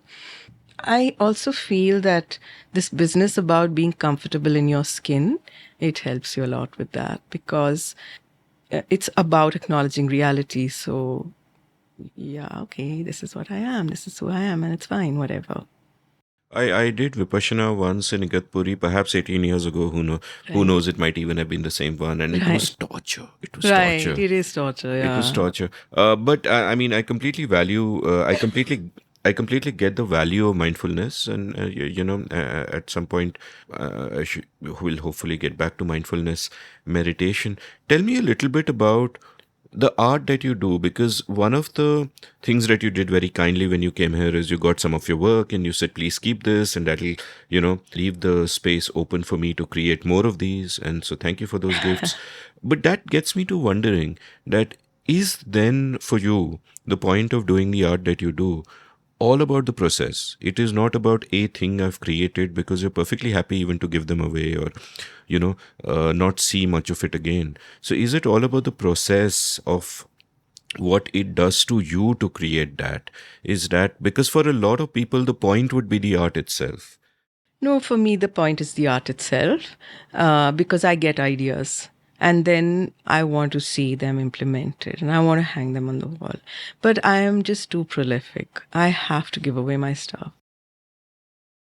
That's a lovely answer. Let's go in for a quick commercial break and you can take me on a guided tour of Sindh on the other side. Lovely. Thanks. Long before I was a podcaster, I was a writer. In fact, chances are that many of you first heard of me because of my blog India Uncut, which was active between 2003 and 2009 and became somewhat popular at the time. I loved the freedom the form gave me, and I feel I was shaped by it in many ways. I exercised my writing muscle every day and was forced to think about many different things because I wrote about many different things. Well, that phase in my life ended for various reasons, and now it is time to revive it. Only now I'm doing it through a newsletter. I have started the India Uncut newsletter at indiauncut.substack.com, where I will write regularly about whatever catches my fancy. I'll write about some of the themes I cover in this podcast and about much else. So please do head on over to indiauncut.substack.com and subscribe. It is free. Once you sign up, each new installment that I write will land up in your email inbox. You don't need to go anywhere. So subscribe now for free. the India Uncut newsletter at indiauncut.substack.com. Thank you. Welcome back to The Seen and the Unseen. I'm chatting with Saaz Aggarwal, and before the break, we, spoke all about, your life and where you got to the point where you rediscovered Sindh in a way. So tell me, through all these growing up years and all of that, did you feel Sindhi? No, I didn't feel Sindhi. I didn't feel connected to being Sindhi. I knew very well that my mother was Sindhi because she would always say she was so proud of being Sindhi. But there was nothing really Sindhi about our home. We lived far away from, any Sindhi family or any family. Even my dad's side, no, we didn't have anyone near us.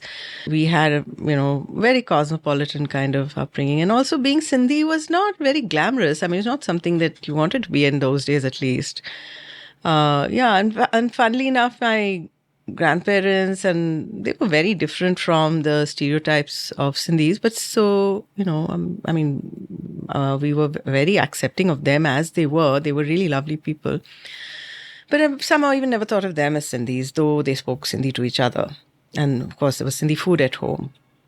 One of your books where you speak about how your mother first started speaking about her childhood, you write, quote, "My mother never spoke about her childhood. I never noticed that she didn't. Which child imagines their mother as anything but a mother?" Stop quote, which is such a sort of a lovely sentence with many layers to it. So, through your life, what's that journey been like where you begin to sort of look at your parents as something other than the role that they play in your life, your parents, your grandparents, whatever? For you, did that start coming alive through their stories of the past, which was, of course, tied up with Sindh and tied up with partition and so on and so forth? So I think seeing my mother as a person, it probably was when she was much older. It wasn't really about her Sindhi identity, but when I realized, because my father was ill, he was diagnosed with Parkinson's when he was only 50 years old. And I think about 10 years later, that he was not extremely disabled, but he was disabled. He needed support. And one day I suddenly realized my mother's 60 herself, and it can't be that easy for her. And that's when I realized that she's a person, It's so, otherwise I always really took her for granted and, resented so many things about her and all that.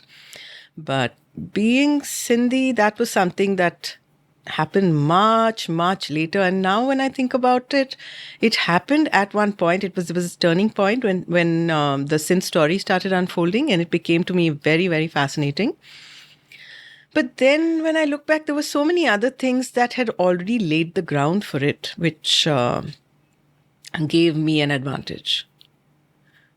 So it started with after my dad passed away. Now, it wasn't that my dad was keeping her away from her Sindhi identity by any means, because he would talk about being Sindhi. He knew a few Sindhi words, and they knew very clearly they were from different places, but there was nothing about blocking the other one's identity out at all.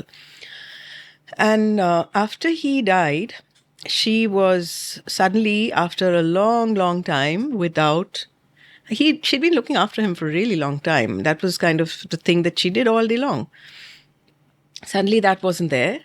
And also because, I didn't want her to feel like unwanted. So, I started taking her, traveling with her, and a lot of resistance, but she would come along and then come back and tell everyone what a lovely time she had. So I did that. And then I told her that, let's let's do this together. I write books for everyone. I mean, I write for all kinds of people. Why don't you and I do this thing, which we'll do for the family? And just about what was your life like in Sindh before partition, during partition, after partition. And nobody in the family knows anything about it. So you just talk to me, tell me about it, and we'll get photos. We'll put together whatever. We didn't have photos. None of us actually had photos, but I knew that if we ask around, her cousins might have. And I thought we can put something together for the family. So that's how it started. And the thing is that she very sportingly started coming and sitting in front of me and talking. And she remembered things that I just couldn't imagine. I found them fascinating. And then I realized this is too big a story. It's never been done. And I have to do more than just one person's story. That's how it started. So, a couple of broad questions that I kind of want to double click on.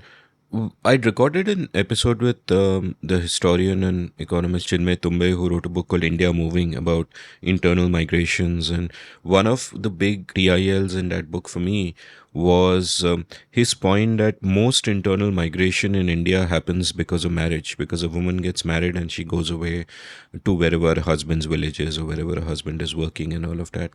And it strikes me that, in a sense, there is a migration that women make even if they don't shift to another physical location, even if they don't shift geography. They are shifting, in a sense, to another sense of self or another identity, which is bound within that marriage and within that notion or whatever. So in your case, you pointed out that your dad never sort of constrained her from being Sindhi or, that side of her identity. But nevertheless, it seems that she herself in some way would not have found a way to kind of express that or whatever. And then perhaps through her conversations with you, that's happening. What were these like for her? Before I talk about what these were like for you, what were these like for her? What was what like for her? The memory, the going back, the So first of all, since you were saying about how for both of them, the thing is that they were living in a third place, right? They had created their own lives, and there were the constraints of the environment which they were in. So my dad worked for a tea plantation company, which was Scottish. He was one of the earliest Indian managers. So the whole tradition was a very colonial kind of setup. The homes were built by the British for themselves. And the staff was trained to cook their kind of food and to, serve the colonial masters. So, they had to kind of fit into that mold. They actually did not have a language in common except English because, my father spoke all the South Indian languages and his language was Konkani. And my mum didn't know any of them. She learned some Tamil, very, very rudimentary Tamil, which was the language of the state that I grew up in. So it was largely English, neither of them were, my dad's Hindi was not bad, though he was from the South. Mom's Hindi was okay. They were both not really good Hindi speakers. And for me, that's always something which I've considered a lack, that my Hindi is very poor because I grew up in the South. But for her, recapturing her memories, again, I realized after some weeks of, working in that space, that it was very healing for her. She was talking about things that she'd left behind. One of the things she told me is that when I close my eyes, I can still see those places. And I found that really moving. I heard that same phrase from others also. And honestly, I've said this before, but for me, I've done so many interviews with people who describe things to me that I also, when I close my eyes, I can see those places, So I also feel as if I've seen them, though I never actually have. She was 13 when partition took place, but there were certain details which she was able to recount, which I was absolutely very impressed by because she had never spoken about them. And there were things like she remembered the foods, she remembered some of my grandfather's high profile cases. He was a lawyer. And the things she told me about those cases made me wonder about the history of Sindh. And they made me very curious. And I realized it's very, very interesting. And we don't know and we should know. Like when she described the way she grew up and the family structure, and it was so different from what they had after partition because they were separated from the extended family. And there were certain people who they were very, very, very close to, who they hardly ever saw again after that. Very different from what we grew up as. My brother and I, because it was only 4 of us, and we'd be with the grandparents for a few weeks, and then all the aunts and uncles would also come. There was no Sindh really there behind that at all, because nobody was thinking about it. I know one of my uncles, he would ask my grandfather, He was born in February 1948. So they were already in Bombay at that time. And when he grew up, he would ask his dad to tell him about Sindh. And his father would say, no, there's nothing to tell. It's all over. Initially, I thought that, people didn't want to talk about it because it was too painful. Now I feel that, it's so hard to talk about it because it's so big and it's so complicated. There's so much to tell. Where will you start? And I've had that experience of, moving in. And the first book I wrote, it was almost everything was told to me by my mom or the people I interviewed. When I was reading stuff, I would pull out things to use in the book, which would support or go against what was written in the book. So it was just to show a different point of view or, to give some kind of context. Apart from that, as time went on, I realized there was so much more. And it keeps unfolding. New things keep coming up. And I feel that I haven't got there yet, even though it's been 10 years. And though, honestly, I would love to keep interviewing people, but I've realized it's so much of heterogeneity. There's so many different things. It's where will you start, really? If you're somebody who's come from there and you've lost it, and you can't explain it to somebody who doesn't know what it was. You speak about your mother's memory, and one of the memories I was struck by was of her sister Beena, where she wrote, Right. she died. She wrote in the book, quote, when Beena was a year old, she got smallpox and died soon after on 31st March 1947. Even now, when I close my eyes, I can see her face. Stop quote. And I'm struck by the memory of the date, that she remembers a precise date. That is something which I just couldn't get over. She was somebody whose mind was supporting her right till the end in that way. Yeah. And the fact that nobody ever would have on the third, she may have been remembering, okay, today is 31st of March, this is the day my sister died. Nobody ever spoke of it. And similarly, she said to me that we arrived in Bombay and it was the 14th of November. Those things were just extraordinary to me. Who remembers a date like that? Why would you remember the date? And it also tells you that there's an interior life there which no one has a clue of. Like you said, no one would have known that on 31st March she might be feeling a little melancholy, right? And it's also that interesting thing of how your memory of someone can often be frozen to what they were like the last time you saw them, which in the case of the sister would have been 1 year old, who had she lived would of course have 70, 80, 90. But you remember her as a 1 year old. In the case of a relative who's died, for example, you could remember them as an old person, even though you might have spent your whole life with them and seen them much younger and all of that. So it's just, the way that the memory is formed and the things that you sort of choose to remember is really interesting. And what was this process like for you to see this side of your mother where she's, all these layers are there. She's remembering these dates. She's missing people who are no more. All of this rich life which you were never aware of, and which most kids would probably not know about their parents. How did that affect your relationship? First of all, it was that for me, she was somebody I was interviewing. It was somebody whose story I was listening to. And I wasn't really looking at her as my mother at that point. I was just like being very conscious of somebody who's telling me things, and an elderly person who had a life that they've never spoken about before. And it's all suddenly, becoming clear that it's still alive inside them. And I feel now that because she died soon after. She died about 2 years after that.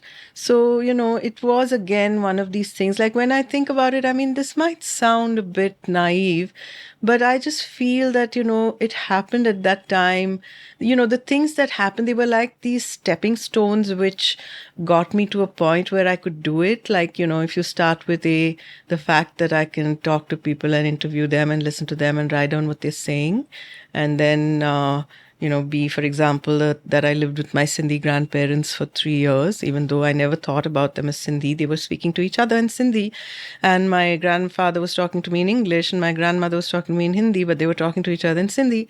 And it's not like they were having long, long conversations with each other, but I still, because of that, I can understand Sindhi. So that is a bit of an asset. It's not a huge asset because it also makes me a bit of a fake Sindhi because I don't speak Sindhi myself. And I don't call myself a Sindhi. Some people don't like that sometimes, because people, when I'm writing about them, and I'm really writing about them with so much of regard, so much of appreciation, so they don't like it when I say I'm not a Sindhi. But how can I say I'm Sindhi? Because I don't know the language. Okay, I can understand the language because I lived with my Sindhi grandparents. Then I studied at Jai Hind College, which was really weird. I mean, I should have been at Xavier's. My dad should have insisted. I don't know why. I said, I heard in school, my headmaster saying, Jai Hind College is really difficult to get into. It's the best college in Bombay these days. And I was like, okay, fine, I want to go to Jai Hind College. And then we had this thing which I told you about where I was in the 11th standard and we had to move to CBSE. And my grandfather went and he took me along and we went to meet Principal Khoob Chandani. Now, obviously, they must have known each other or they must have been from the same social circle or whatever back in Sindh. So he asked for an appointment and he got an appointment and I went with him.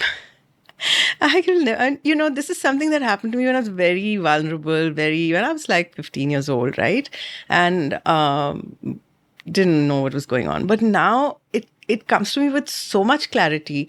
I was sitting next to my grandfather and this, hoary old, not that old also, but very stern and very powerful person in a white suit was sitting in front of us across the big table. And he started talking to me in Sindhi. And I was like, excuse me, roll my eyes or whatever like a teenager would do. And my grandfather was so apologetic. He was so apologetic. He was so ashamed of himself. Not ashamed of me, but he was like, see, this is what we've come to. And they exchanged that look between them. And I got admission in Jai Hind College. And it was like very boring, I was like a science in Jai Hind College in those days. I don't know what it's like now, but it was like not that great. 3 years. Towards the end of it, it got a bit better. I made friends. So that was a stepping stone. And then what else could I call a stepping stone? I mean, the fact that, as I said, as a writer, and then this whole thing of 2 years, less than 2 years, with my mum telling me about Sindh, which amazingly she remembered so many details about. So, we were talking about reading what you wrote and cringing, because when I wrote that book, I didn't know anything.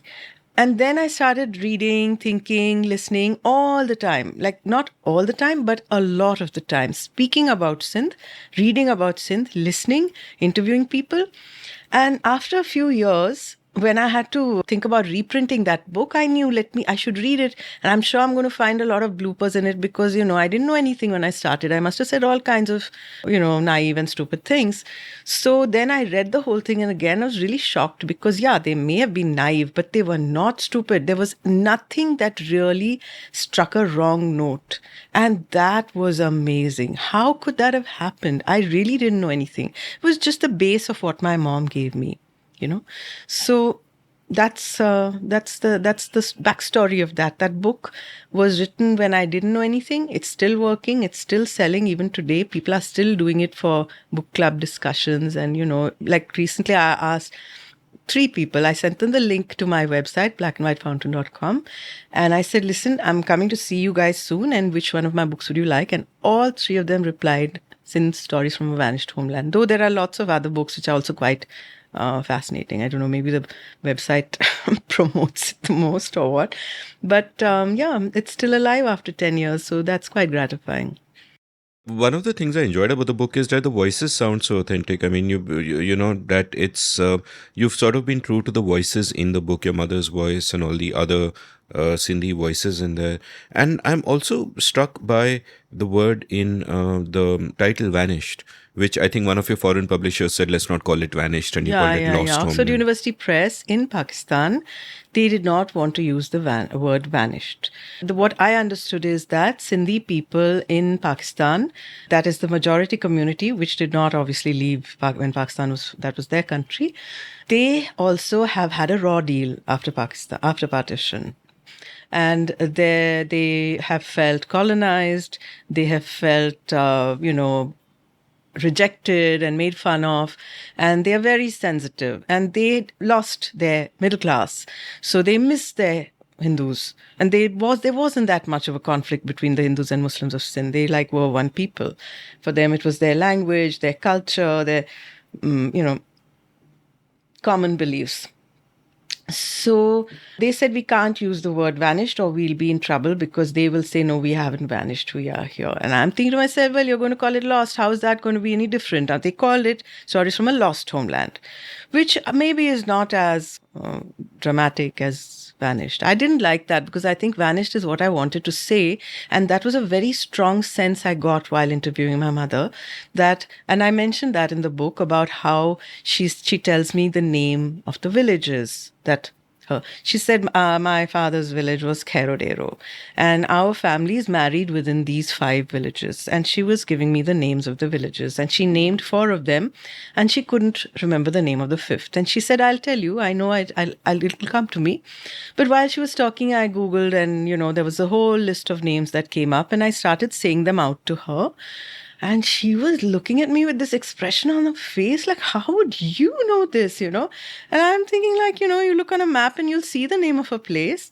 And that's when I realized that there's no map, You are 13 years old, you've left this place that it was all you ever knew, and then it's gone. Everybody's talking about something else. You're never going to see. It's gone. It's vanished. So, you're never going to have any contact with it. That's why I use the word vanished, which I think is what happened with them.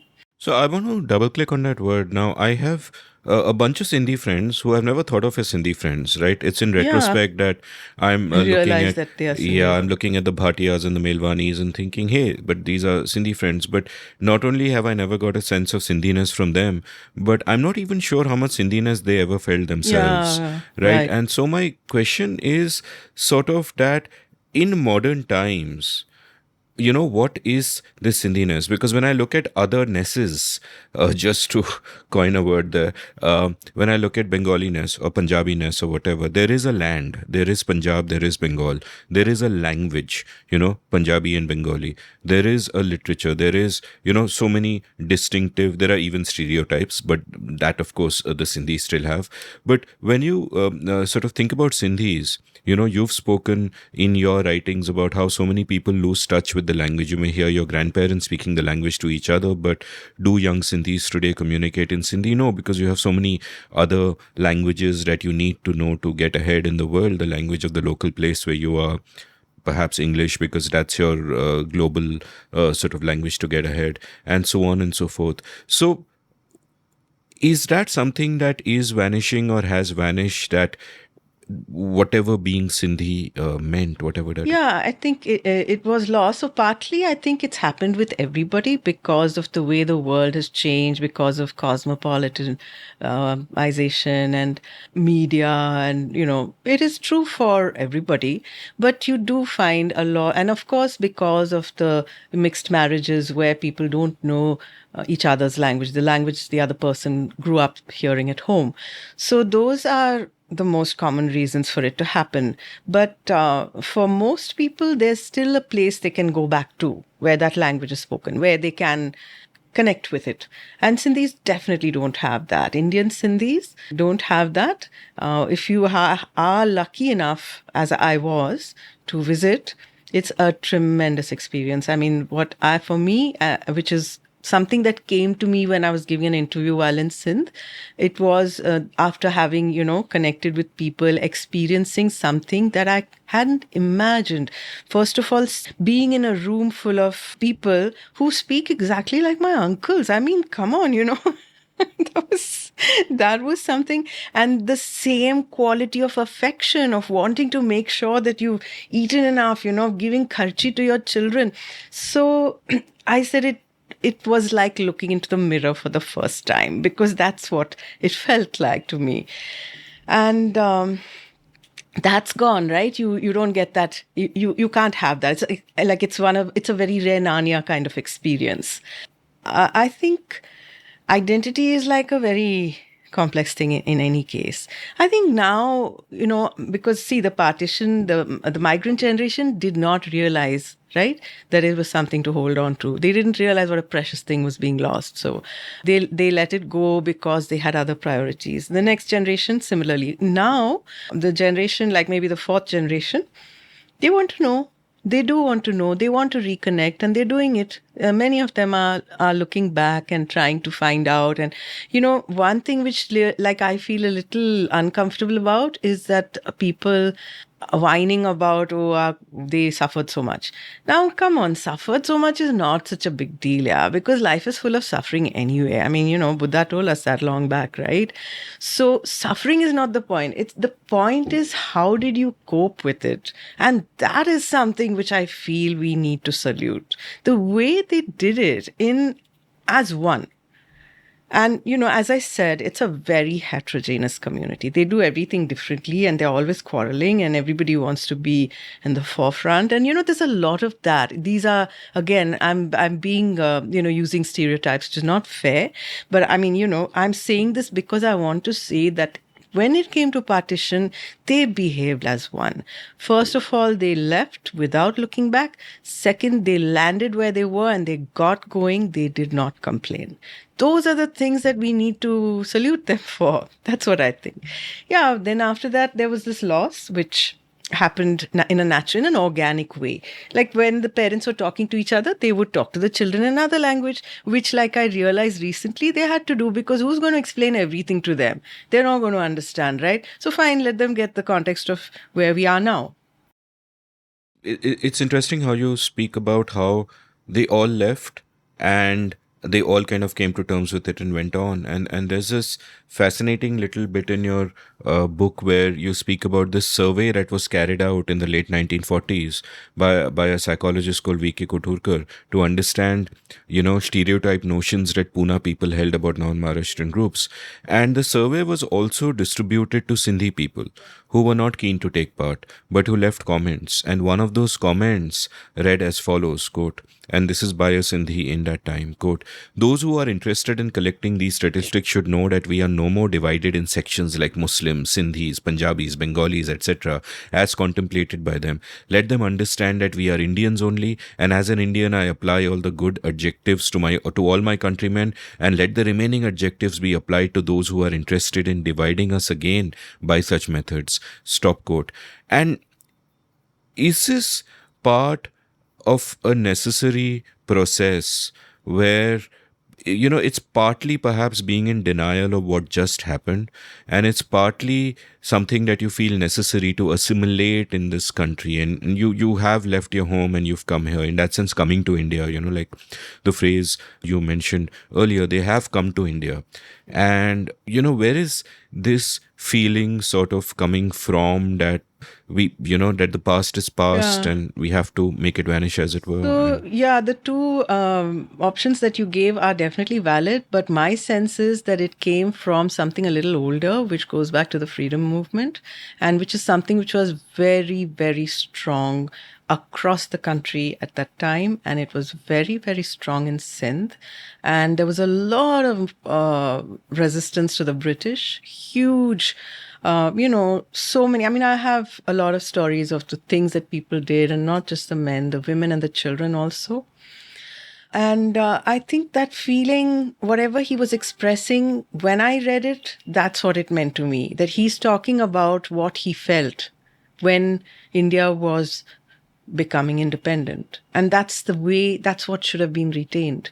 And if it wasn't retained, there were too many reasons for it not being retained, but it's such a lovely thing. I would not really be cynical and think that, or even, whatever. I would not really think it was because they were assimilating, or I think it was because that's what they really felt back then. If you look at the number of Sindhi businesses which were started soon after partition, which have the words like Jai Hind and National and, things like that, it tells you that that's what they still had in their minds, that that's what they believed. Is a flip side to that the fact that they were sort of almost pushed into such nationalism by being forced to leave? I think they had that before independence. I think that was the spirit of the fight for independence. So, just as you spoke about the vanished Sindh, is the flip side of that the rediscovery of it? Because, in a sense, if that Sindh had vanished for your mother and people of her generation, it was rediscovered by you in a manner of speaking, and perhaps by Yeah, others there were later. a few others. There were like some of us, and some obviously who started before me, who started these major excavations. And it's still going on. And it's extremely complicated because, you come up with something and you don't know exactly what it means. And you have a certain context in which you have to interpret it. And then something else comes up and it unsettles what you thought at first. And, it's this archaeological process, right? And it is still carrying on. And it gets more and more complicated as you go along because times keep changing. And that's why, I read this somewhere and I put it into the starting quote of something I wrote like a few weeks ago about how hard it is to restore a lost legacy. It's by Hartley, a British novelist whose novels I've never read, but I came across this quote which says, "The past is a foreign country. They do things differently there." From today's context, you see things and you take certain things for granted. And unless you're really alert, you won't know that that's not the way it was back then. Everything was different. Everything was different. I mean, you talk about traveling in a train, the trains were different. You talk about drinking water at a railway station. In Sindh, in the 1940s, they served water separately, different water for Muslims and different water for Hindus. So, things like that, you just have to keep collecting those pieces and then put them together, which is, as you said, rediscovering the vanished. Again, there will be parts of it which is assumption. There'll be parts of it which is influenced by your own political beliefs or, I am actually very conscious. I don't know whether I should say this, but it's the truth, so why not actually? I feel conscious of the fact that when I write, in a way, it's propaganda. And I feel, I'm not somebody with a proper liberal arts, humanities kind of education, but I've had certain experiences which have conveyed such huge lessons to me. Like this thing that happened to me when I went to Russia for the first time. And I wasn't a child, I was 23 years old. There was a group of us who were taken as guests of the Russian government, about 12 or 13 of us from different parts of India. And they used to do this every couple of years, where they would invite people who were either working for one of their institutes or students who'd done well, which is how I was included. And they took us. We had to just get to Delhi, and then they flew us to Tashkent. We had a few days there. That time, that was the USSR, so Tashkent and Samarkand, and then Moscow. And it was so exciting to be in Moscow, and being able to communicate in a very broken way with people. But the experience that I had was being so shocked that there were no spies anywhere. Because for us, as people who grew up with the influence of the American media, Russian meant spy. And no matter what you were reading, I'm not just talking about Time and Life. I'm talking about James Hadley Chase and Frederick Forsyth and even Mad Magazine. Anything you read, if it was Russian, it was a spy. And here I was in Russia. There were no spies. I mean, there How were do you know people. there were no spies? Everybody could have been a spy. You have to be wearing that shuffle coat and all. Yeah. No, but what I meant to say is that they were ordinary people. There was no Secret Service following us. They were just like people, and somebody will like send you flowers, and you're sitting and having lunch, and somebody will send you a bottle of champagne and say, "Oh, you're from India," and they'll start singing. And I met really innocent people, really like somebody who, she said she'd seen the movie Disco Dancer 41 times and she wanted to marry Mithun Chakravarti. And she asked me if I'd carry a letter back to India for him. I carried the letter. I don't know whether he ever replied to her, but I did make sure that he got the letter. How did you make sure he got the letter? I knew where he lived. I had a friend who lived in the same building, so she dropped it off at his place in Bandra. Yeah. Yeah, that's okay. I didn't expect this Yeah. story to kind of Yeah, land yeah, up yeah. with a letter to Mithun Chakravarti by a Russian admirer being So delivered by you. so basically, that's something which made me realize what propaganda is. You just keep saying something, nicely to people, and eventually you got them. Why did you refer to your own writing as propaganda?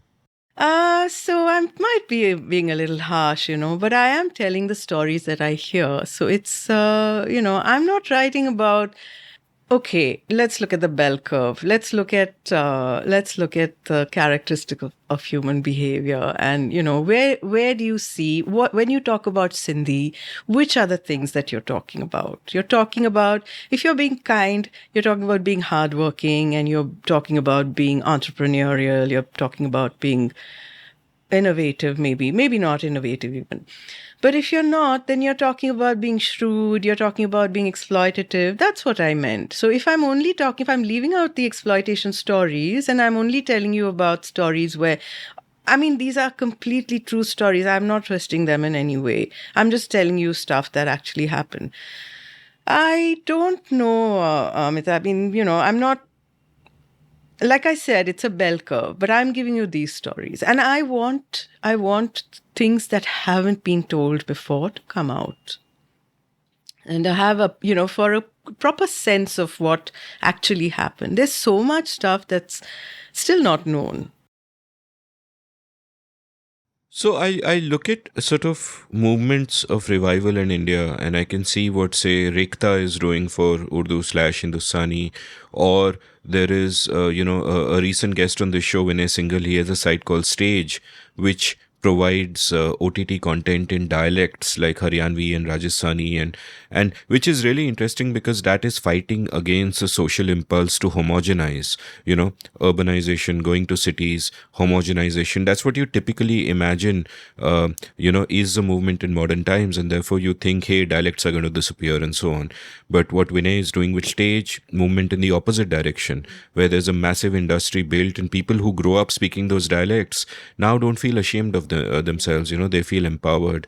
In a similar sense, I wonder if there is perhaps the possibility of some kind of Sindhi revivalism in that sense. Like, do you see it happening, and would it even be desirable if it were to happen? Like, is there value in it? So I do feel that in the past there were attempts made, but probably the methods of communication were not that effective, and also, like, I remember this one time when I visited my mum, and I and another one of her brothers went to visit the younger brother.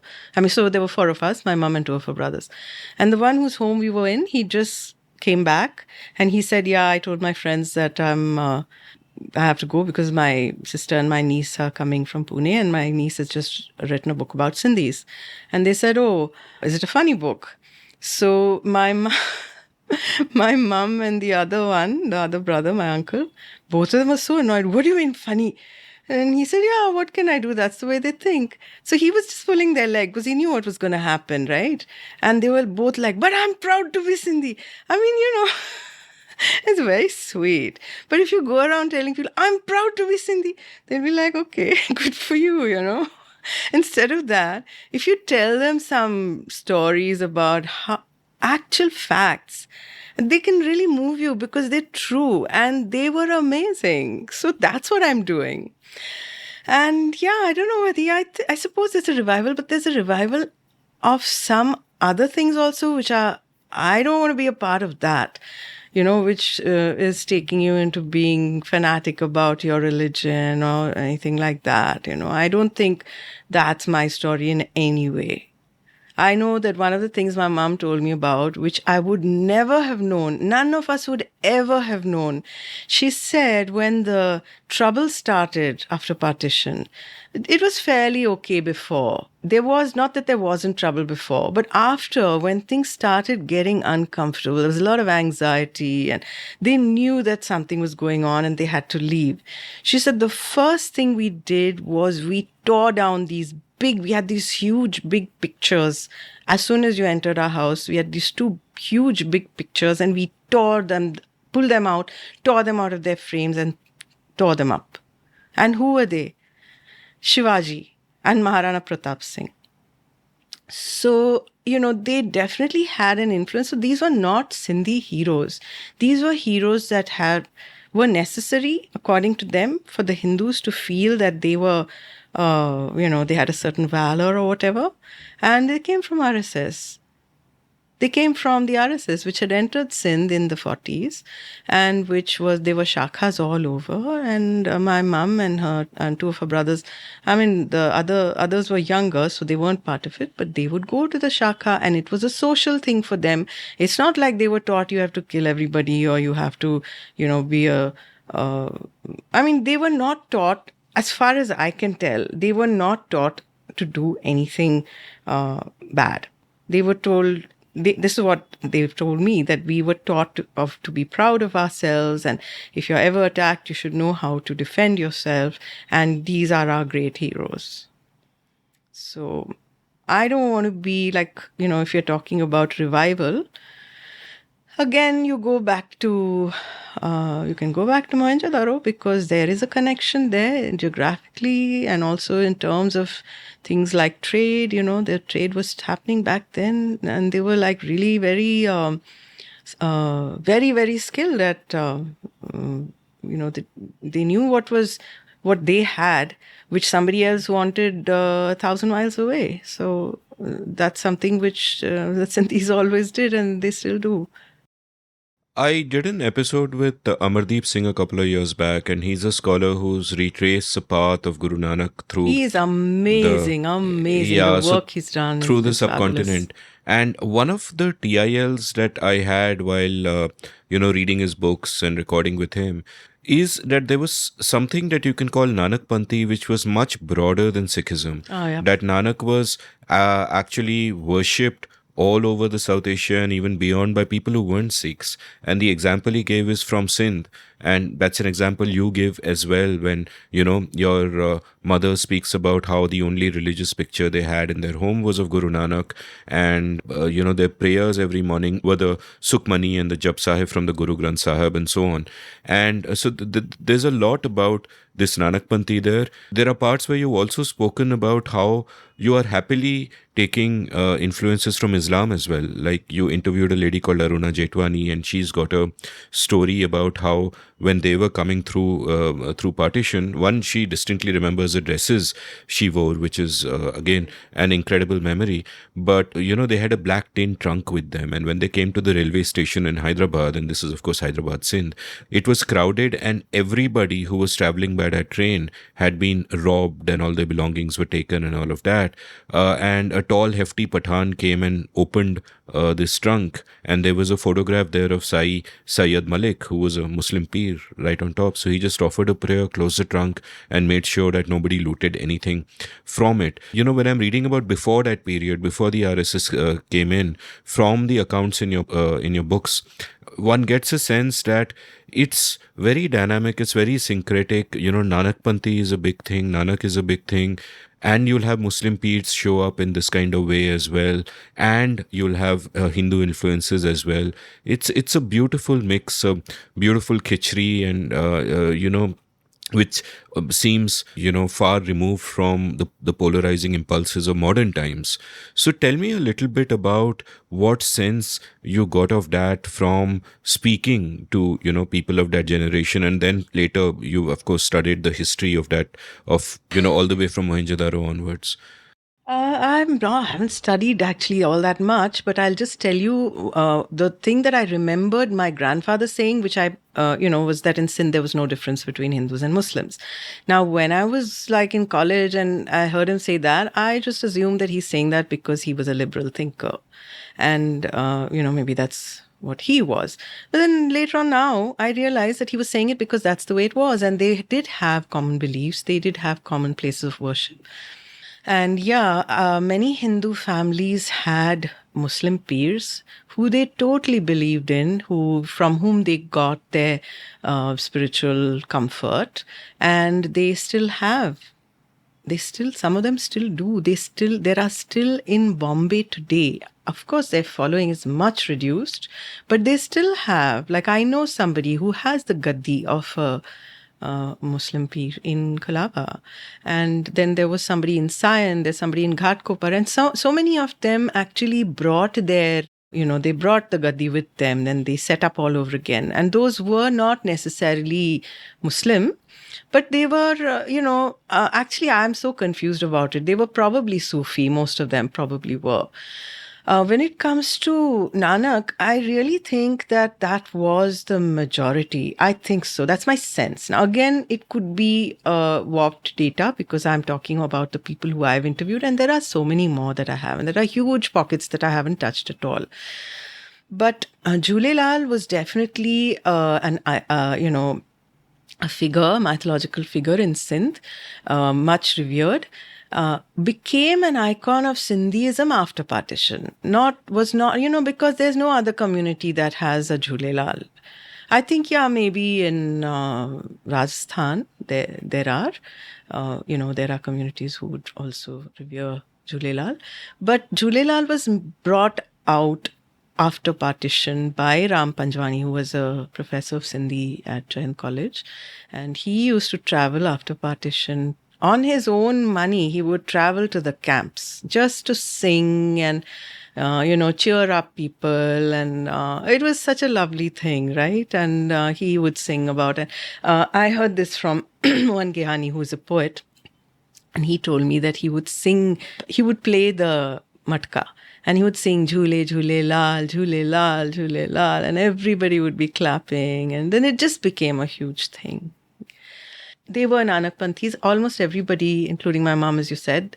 She also said, if you remember, that after partition, all that stopped. Nobody bothered to tell us you have to say it first before you have breakfast because, they had other priorities. So, funny thing that I have come across while interviewing people, and it's happened so often that it makes me laugh. They'll say, no, we were not Sikh, we were Hindu. Okay, whose followings did you follow? I mean, whose teachings did you follow? Guru Nanak.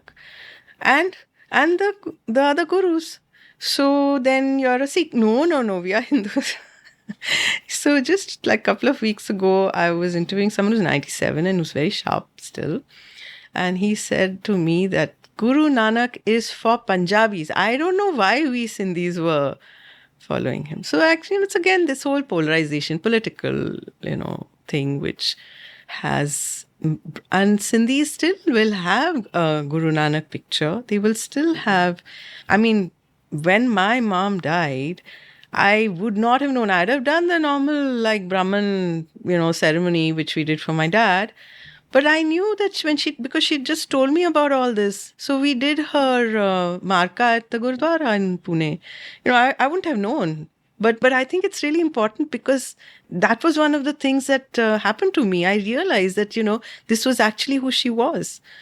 I mean, we hadn't talked about it for a long time, but maybe it wasn't. And she wasn't really, a religious person. She's totally not into any kind of mumbo jumbo, whatever, which is a nice thing, one of the nice things I inherited from her. So we would have done something else, and then we went to Gurdwara instead. Yeah, so I think the times have changed. I don't know whether we'll ever go back to that where what you are really looking for is higher spiritual values. You're looking for what is good and rich in life. And it doesn't matter which source it's coming from, so long as it's a good and pious source. And that's the way it was in Sindh, to my reading. And if you look at what there are poets of Sindh, the kind of philosophies, they all say this. I mean, if you look at what you have from Kabir or what you have from Tukaram, it's very similar, isn't it?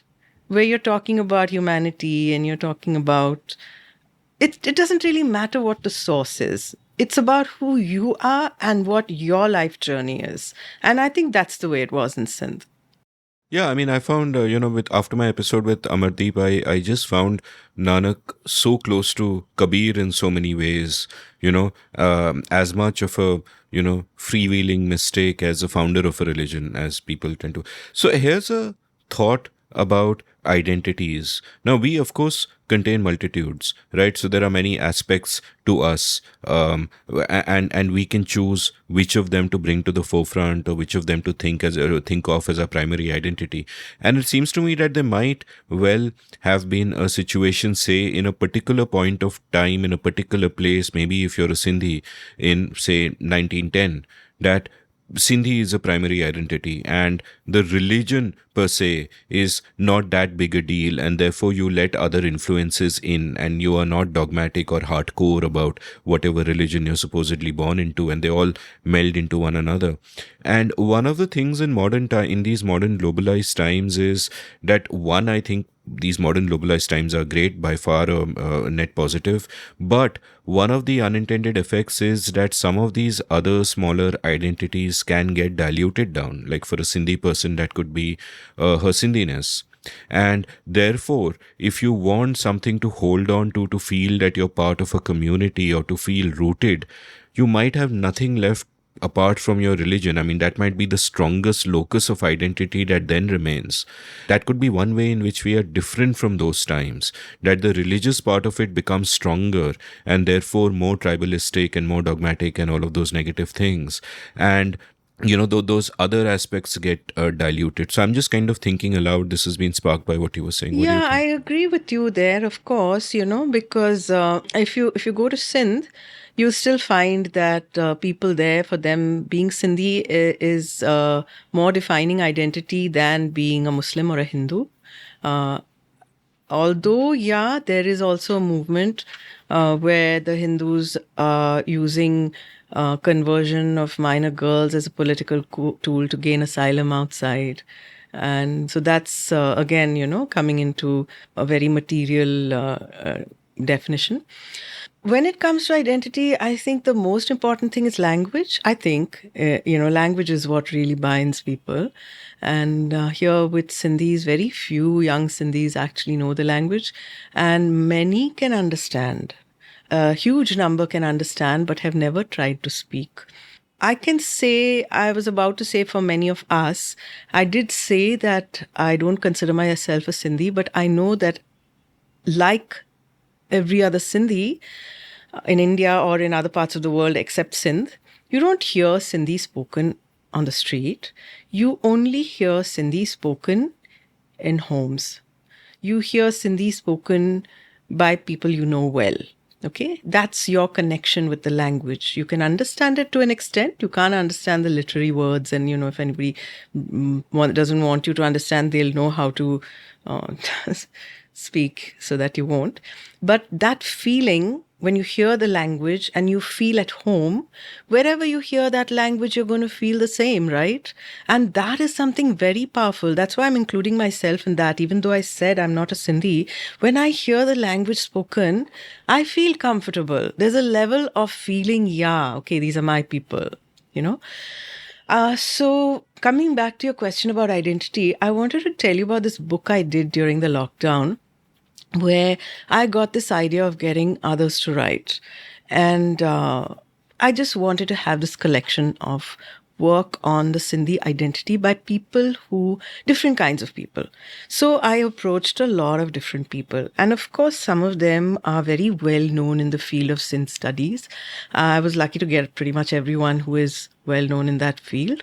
But I also asked a lot of other people who are doing different things, like, artists and writers, young people, I meant photographers and business people. A lot of business people wrote. different ages, different countries, and then I put it together, and it really makes a good read. It's called Sindhi Tapestry, Reflections. I've forgotten what this. That's really silly. It's reflections on the Sindhi identity, I think, and it gives you, by the time you read it, you understood so much not about what Sindhi people went through during partition and what happened, what was left of them, and the transformation which you mentioned of the identity from being a Sindhi to being a Hindu who has to leave, and then to being an outsider who has to conform and integrate and leave everything behind. And some of the most common themes we had in that book were, of course, the loss of language, the regret at the loss of the language. And there was, of course, this whole thing of adapting, of bravery, of moving ahead. There was this thing of being amenable to ideas from different sources, accepting them. There was this thing about facing prejudice, about this, I don't know how many, at least 3 or 4 of them wrote about the Sindhi and the snake. The Sindhi and the snake is a big one. If you see a Sindhi and a snake, who should you kill? Very sad. Actually, I told this once to Rudy Heredia, professor at St. Xavier's College. And he was like, yeah, but in India, all our communities do that. When I was young, it used to be if you see a Brahmin and a snake. Yeah. So, I think the Sindhis hung on to that snake thing for longer. And one of them, Nandu Asrani, who is a hereditary Shikarpuri businessman. Now, Shikarpur is this place in the north of Sindh. And they were on that camel trade, which came from Far East and went across to the Middle East. They were trading on that, and then eventually, so he's fought. I don't know. I mean, he has the stories of 4 generations before him, which is fabulous. He's full of he's very grounded in his family's history, and he's also a businessman who has a lot of fun moving from one business to another and enjoys what he's doing. So those guys, they also started money trade. Because, that bandit-ridden mountain glacier route wasn't that easy to carry money. So you leave your money, like this hundi thing, right? You give your money to somebody who you can trust, and they give you a little slip of paper, and you can cash it anywhere in that same route. So he said, we are not like snakes, we are like spiders. So that was his analogy, which was really nice. Yeah, that's lovely, building webs everywhere. And, as far as that whole question of who should you kill first, snake or Sindhi, I have a good friend, Ajay Shah, who would actually argue that the correct answer is it depends. Because, you see, here's the thing, I'll tell you why. And the answer has nothing to do with Sindhis, but everything to do with snakes. Because according to Ajay, and I'll ask him to elaborate upon it sometime, some snakes, I think he mentioned cobras and the kraits, are good snakes. Right? They're very compatible with human beings. They don't mess with humans. They will not attack you unless you attack them first, and so on and so forth. But some snakes, like the Russell Viper, if I remember correctly, are scoundrels. Right? I think he basically said that the Russell Vipers are to reptiles what seagulls are to birds. Now, you will at this point say, what is wrong with seagulls? The thing is, when seagulls attack their prey, they first zoom in and they pluck the eyes out. So even when they attack humans once in a while, which is rare, but it can happen at sea, they'll first zoom in and pluck the eye out because that's the optimal place to attack, and then they're just going to win easily. So, I used to think that crows are good birds, pigeons are bad birds, but it turns out that seagulls are the worst birds of all, and Russell Vipers. But I mean, if you see a Sindhi and a snake, you don't have to kill any of them. Sindhi and the Viper doesn't have the same kind of ring to it. That's true, and you don't have to kill any of them. And in your Tapestries book, the language thing keeps coming up. Like Atul Khatri, the comedian, at one point mentions that these Sindhi organizations get upset when he says he won't perform in Sindhi. So it's almost like you can't. So actually, that's another thing. Now there's this new initiative which has recently been started by Aruna Madnani, who runs the Sindhi Culture Foundation out of Bangalore, and she's been working on this for a really long time. And she interviews experts on various different aspects of Sindh. And those talks have just been launched in a project which she's called Doorway to Sindh. And it's fabulous because she's talked to so many people, and they are very pleasant conversations which they just reveal so much, so much, so much, because the people who are talking are very knowledgeable about their field. And if you listen to that, you get into it. Like when I said something to you about Mohenjo-daro, it was something that I had learned from Aruna's Doorway to Sindh, where she had these two experts talking. And you think that Mohenjo-daro was 5,000 years ago. How can there be a common bloodline between them and now? But there is. And you can listen, like whoever wants to listen to Doorway to Sindh should, because it's pretty good. And they've just started. They just launched recently. So she's got 6 episodes up in the air, and there are plenty more to come. And each one, I think, will be of a very good quality. So tell me your question again. I got off onto this Doorway to Sindh, which is something which fascinates me. Yeah, no, there was no question. I was kind of just... You were saying about tapestry and the language thing. And then we said there was something else also. We talked about the snakes. And about the resilience, I don't think, So in tapestry, people from the armed forces, it was just this big collection of people. And I think the threads come through quite well with that. So give me a sense, like talking about Sindh for a while, let's talk about Sindh for a bit and take kind of a longer perspective than anecdote can kind of give us. And that's something you've done in your book as well, where you've spoken about both the history of Sindh all the way from Mohenjo-daro onwards, and the first coming of Islam, which was really the first coming of Islam in the subcontinent, and how they coexisted, and colonization later on. But what interests me also is geography. Like, it's often said that geography is a destiny in a manner of speaking. And you've written about how, Sindh was therefore almost sort of destined to be a distinct geographical territory by just the mountains around it, by the river Indus flowing through it and all of that. So tell me a little bit about that. So I think it was like this little enclosed space which had ample of time to develop its own culture. That's the sense that I got. At the same time, it was on a kind of crossroads. So anybody entering would pretty much go through Sindh. So there were a lot of cultural influences which came from Greece and Persia and Central Asia, Gujarat, Kutch. I mean, when you think about it, Karachi to Ahmedabad was a half-an-hour train journey. You can't imagine that, right? I might be mistaken about half an hour, but it was not very far away. Yeah. I mean, I was telling you, about the person who was the chairman, who came after partition as the chairman of the newly instituted Bombay Housing Board.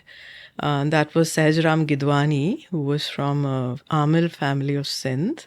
They owned land, but 2 of them went to Oxford to study. And he was the tutor to Vikram and Gautam Sarabhai. And he worked with Sarabhai, I don't know which one. They're mills. And he was the chairman of the company while just before he quit to go and he was the head of the mill. I don't know what they called it, but he was the number 1 there before he went to join the housing board. And it was kind of between Karachi and Ahmedabad. It was just like, I don't know whether it was Bombay, Pune, probably not that close. I just Googled it. It was, according to Google, is 601 kilometers. Yeah, so that's not half an hour for sure, but it's not far. Yeah, but 601 is such a weird number, because why not 600? Why not 599? It's like they've probably just taken the railway stations or something. Or the GPO, which are probably just outside the Yeah. railway station, yeah. So 600, that would be how far? A few hours. It depends. I mean, I don't think you can assume bullet train. Yeah, so if a you day. assume a train at maybe like 100 an hour, that's 6 hours, right? Yeah, so not too far. Calcutta was also a very, very close connection to Sindh, Bengal. And I have read accounts of where it says it was a 7-day journey. So it was in my head that it was a 7-day journey until somebody told me that they studied at Shanti Niketan and they would go, and it was 2 nights on the train. So it was obviously by then the railways had speeded up. It was, of course, a 7-day journey when Hirananda Advani went, and he was the Mukhi's son, and he kind of went incognito because he had been reading about the Brahmo Samaj, and he went Keshav Mukherjee, and he went to Calcutta to meet him and become his student, and he came back so full of what he'd learned, which was how religions should treat everybody equally, and women should be treated equally. And he started this huge women's education movement, which took off in Sindh. I mean, among the Hindus at least, it was a big thing. And there was such a strong connection with Bengal. They were such big fans of Tagore. They had, there was this M.U. Malkani who had translated, a young man at that time. He translated Tagore's poems and they acted in them. And Tagore himself came. I have a photo of Tagore in the home of business. He stayed with the Diyaldas family who had businesses, and then they performed the play for him. And lovely descriptions of all that. But one doesn't think of Sindhis as being cultural, in that sense of being open to other cultures. And these are facts. It's nice to, if young Sindhis understand this about themselves and their heritage. Yeah, in fact, you mentioned the Brahmo Samaj link elsewhere. You talk about sort of the role of women in Sindhi society. And at one point, you write, quote, "I discussed an early draft of this book with Madhavi Kapoor, and one of the things she said was missing was certain aspects of the role of women in Sindhi society. In the Sindhi families we had known, the women had assumed a privileged position. As girls, they were pampered. As wives, given a decision-making authority unusual in Indian society. Women held the money," Madhavi pointed out. "The men would just hand over everything to them. They participated in financial decisions, and they owned property, not just in name." Stop quote. "In many families, girls and women were fussed over. They must never walk barefoot, must never bow to touch another's feet as a show of respect. They must never ever carry anything heavy." What was the reason for this determined cosseting? Could it be the influence of the Brahmo Samaj and its focus on women's empowerment? Stop quote.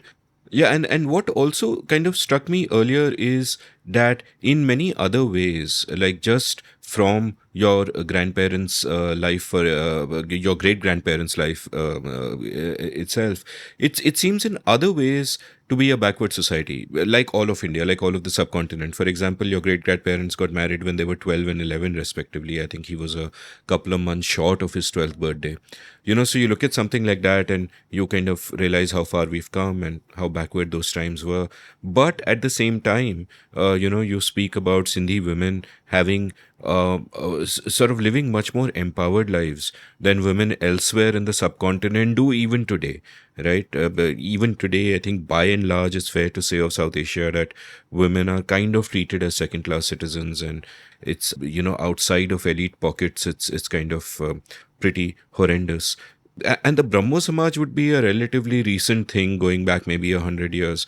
But apart from that, do you think that geographical sense that people came and went, people invaded sometimes, people traded, there was a lot of trade, but otherwise it was cosseted off and, as a region and didn't intermingle so much. Do you think that was a protection against, extremism of some kind, if I'm sort of thinking aloud? I don't know, Amit. It's very confusing. It's impossible to actually know the truth of this because I haven't seen anything which can lead me to answer that because, I'm talking about the Hindu women. And I read this thing written by Zahida Rahman, who is a Sindhi writer. And she said that in Hyderabad in the 1940s, it was the height of misogyny. Now, I know that's not true for the people that I know. I know for sure. I can give you hundreds of examples, and I mean hundreds, not just a dozen, not just the elite families.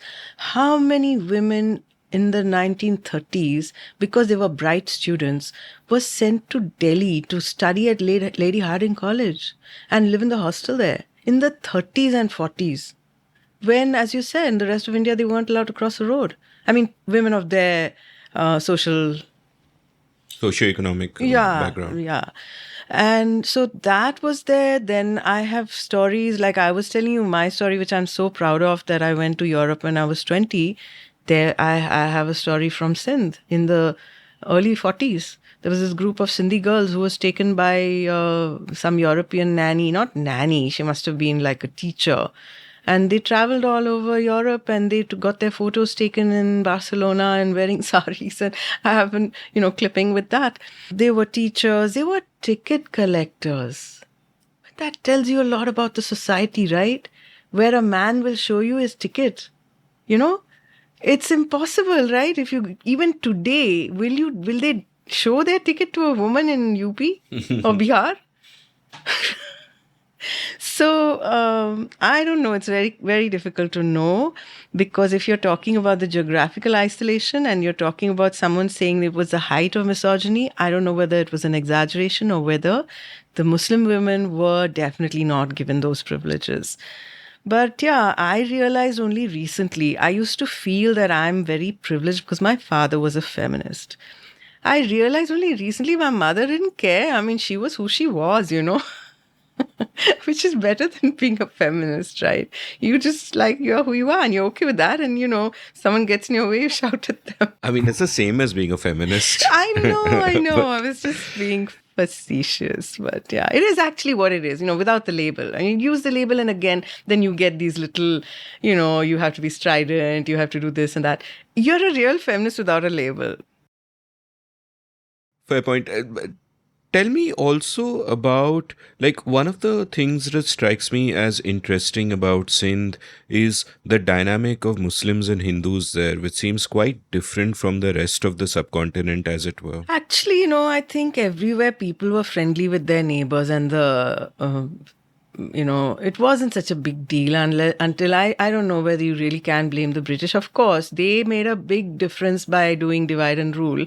And by, things like in Sindh, what happened is when the British came in, you have to fill a census form, right? Saying what you are. And you're told to say you're a Hindu or a Muslim. Actually, you're a Sikh. What do you fill? You fill Hindu. So you've become a Hindu, and they ask you, what is your caste? Now, most of them the people who I've interviewed, they are all Suvarna, okay? They are not, they go around saying we don't have any caste. We have a few Brahmins and they have no power over us. They just do our rituals for us. We sometimes laugh at them. We have Nyani, which is a young girl, the girl of the house. She is much more powerful than any Brahmin in a puja. So they would be asked, what's your caste? And they would write Lohana. Nobody knew. Till today, there are so many different ideas about what Lohana may be or may not be. So I think there was a lot of cordiality between these communities everywhere. And in Sindh in particular, because the language was the same, because the problem was, if there was a difference, it was a socioeconomic difference. The Hindus, where if they were traders, they had the money. And then they were lending money. And by lending money, they were getting richer and richer. And they were eventually getting the land from the landowners who were borrowing money from them. And this became quite rampant in British times when the taxes were so high that the landowners weren't earning enough to pay those taxes. They had to borrow from the Hindu money lenders to pay those taxes. And eventually the land was taken over by those money lenders. So that was one difference. Then the second difference was the difference of education, because the Hindus just leapt onto the new school and college, so the schooling, the education which the British brought in, because they could see that this is going to take you somewhere. It's going to give you a job and you're going to do well and you'll be part of the whole, I'm the boss game. So that again, I think what I've understood is that the leaders of the community did not want their children. They wanted the madrasa learning where they would learn Arabic and they would stay within the faith. So I think that was the difference. And as a result, you had Muslims working on the farms, and many of the farms were owned by Hindus. Of course, most of the farms were owned by the Vaderos, the Sindhi landlords, but you know, they were also all worked on by Muslims. The craftsmen were Muslims. Those who sold their craft and who sold them internationally, they were Hindus. So those were actually social differences and economic differences. It wasn't really a tussle between the religion. Clothes were the same. They wore the same clothes. The women didn't cover their heads as fanatically as yeah, there were times when they'd go out, and I've heard of this thing called akhri, where you cover everything except your eye. But it was not that common. Yeah, and in fact, it's interesting how much clothes can reveal. Like there's this interesting para where, and I think this is in your mother's voice, where I'll just quote this out, quote where she says, "Daddy was westernized, perhaps influenced by the judges who were mostly English and Scottish. It was a time in our country when many educated people took up Western ways. You could tell that a man was educated if he was wearing trousers. In Sindh, men and women traditionally wore pajamas with kurtas. It was the Pathans who wore salwars. We wore churidars only to feel snug and warm in the cold weather. My grandmother wore one when she was ill. In our family, the boys wore shorts and trousers, and the girls wore Western-style dresses. Many slept in their day clothes, but we wore night suits."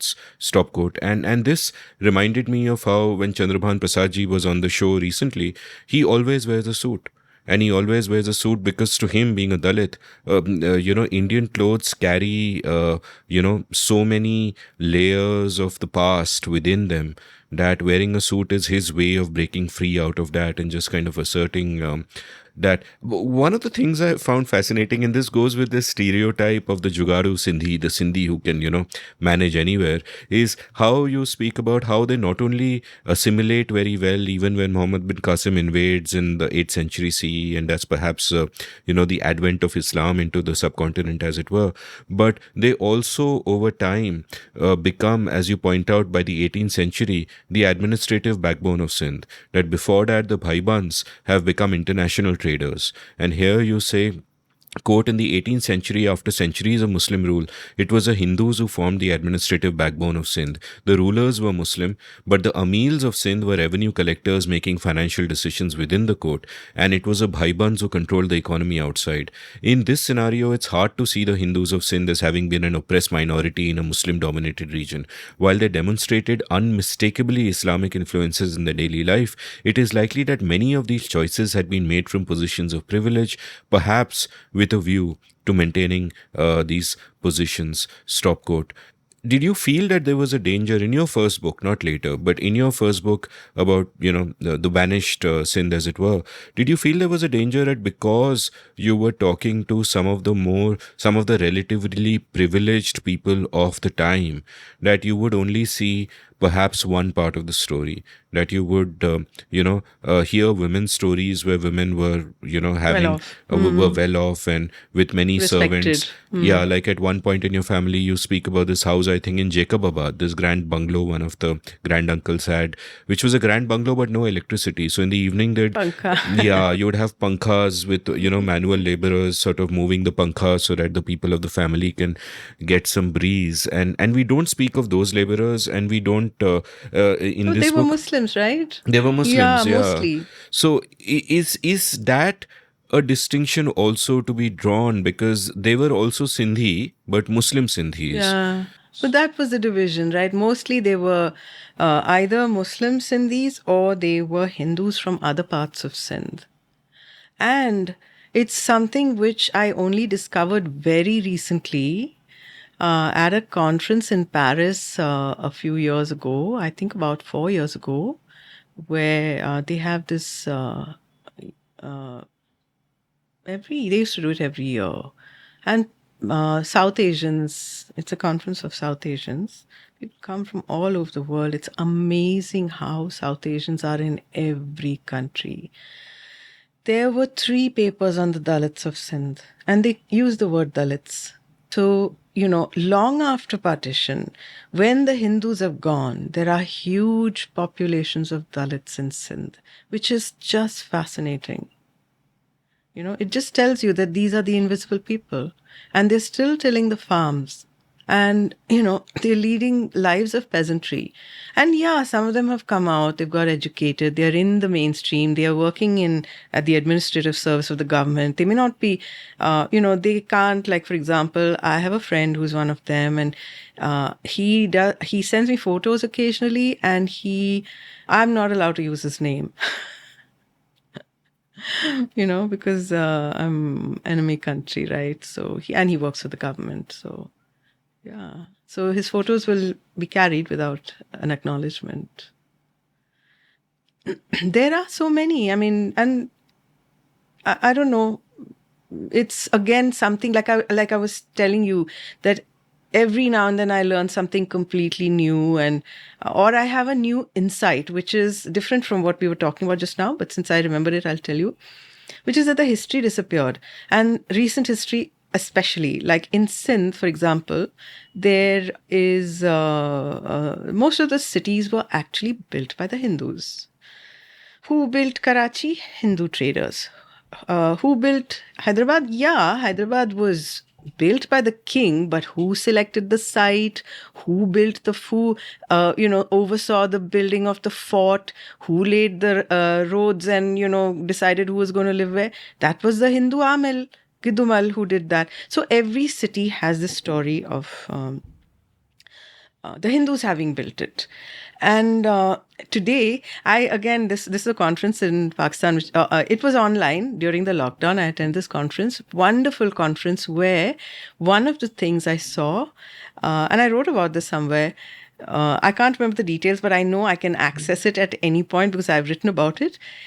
This researcher who is so pro understanding the recent history, she is calling, and it's a common phrase, I've heard it used elsewhere also, these houses of Sindh, which were built in the 1940s, it's called Hindu architecture.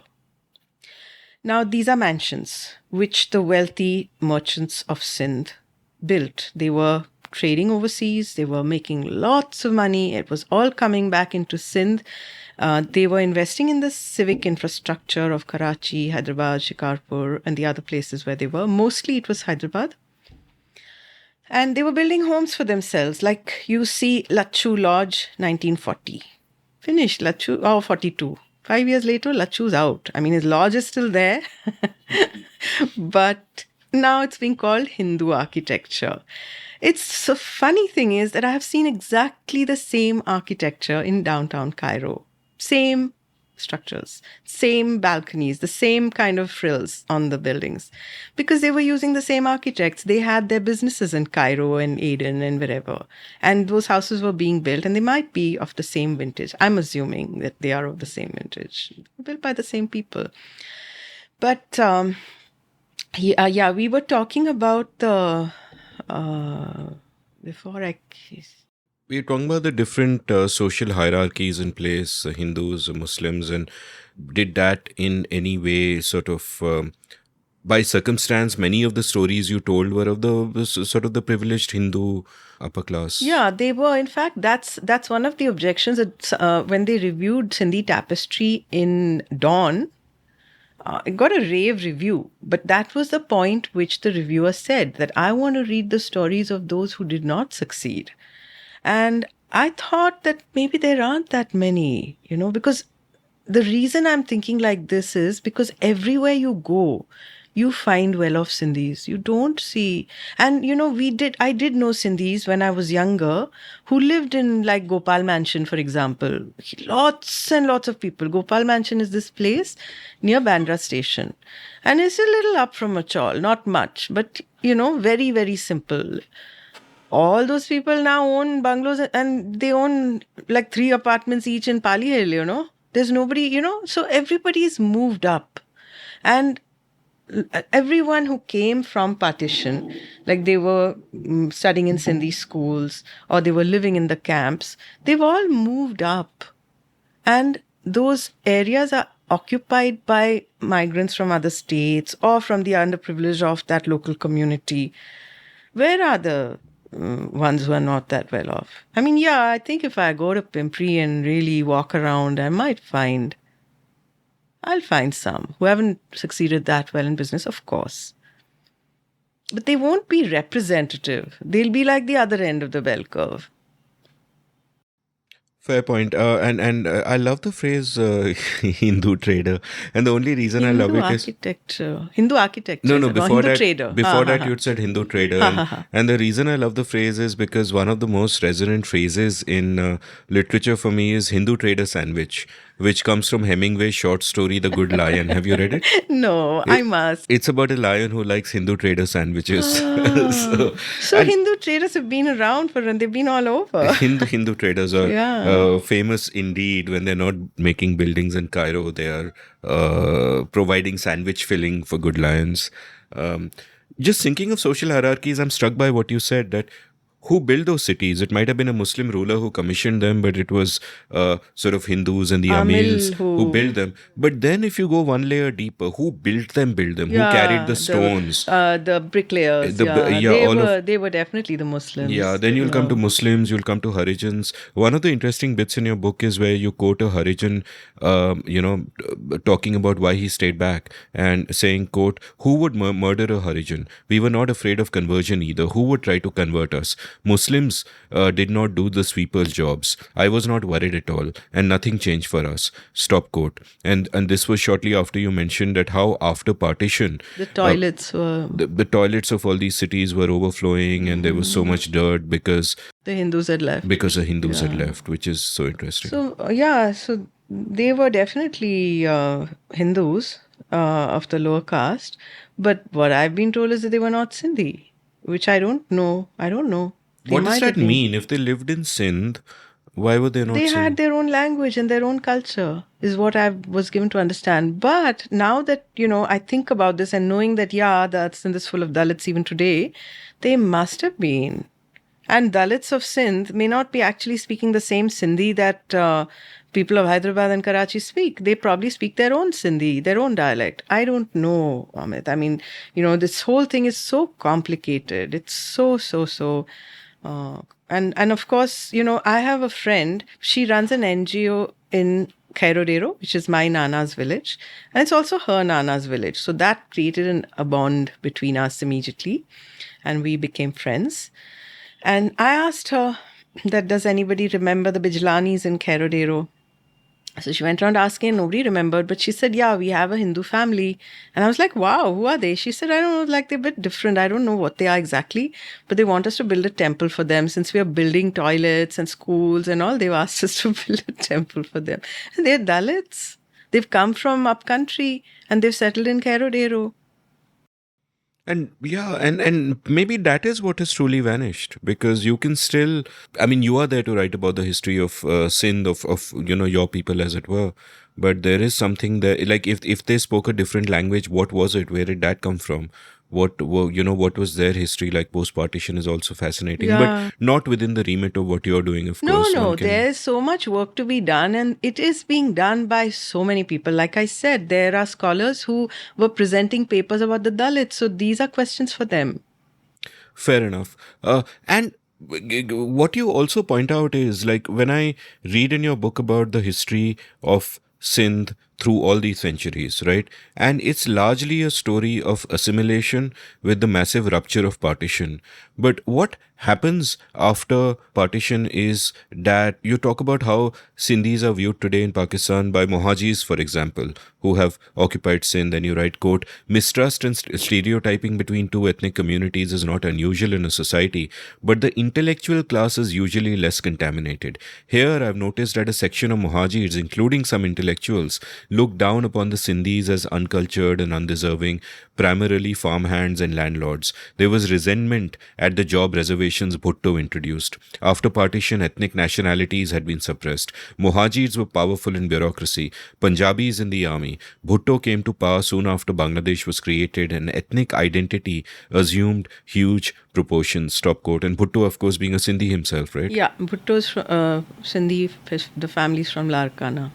So, in India, if we look at the sort of the story of Sindhis, it's largely a benign story. There are stereotypes of Sindhis being opportunistic or whatever, or sometimes loud and crass, and you detailed many of them out. But the communities really worked hard, gotten ahead, been enterprising, all of that. By and large, it's a benign, positive journey that Sindhis have made through India. What's happened in Pakistan, though? So I think the first big blow was something which was called One Unit in 1950, where they said that now we are one country, we have one language, and they brought in Urdu. And of course, that was the first step towards the creation of Bangladesh, right?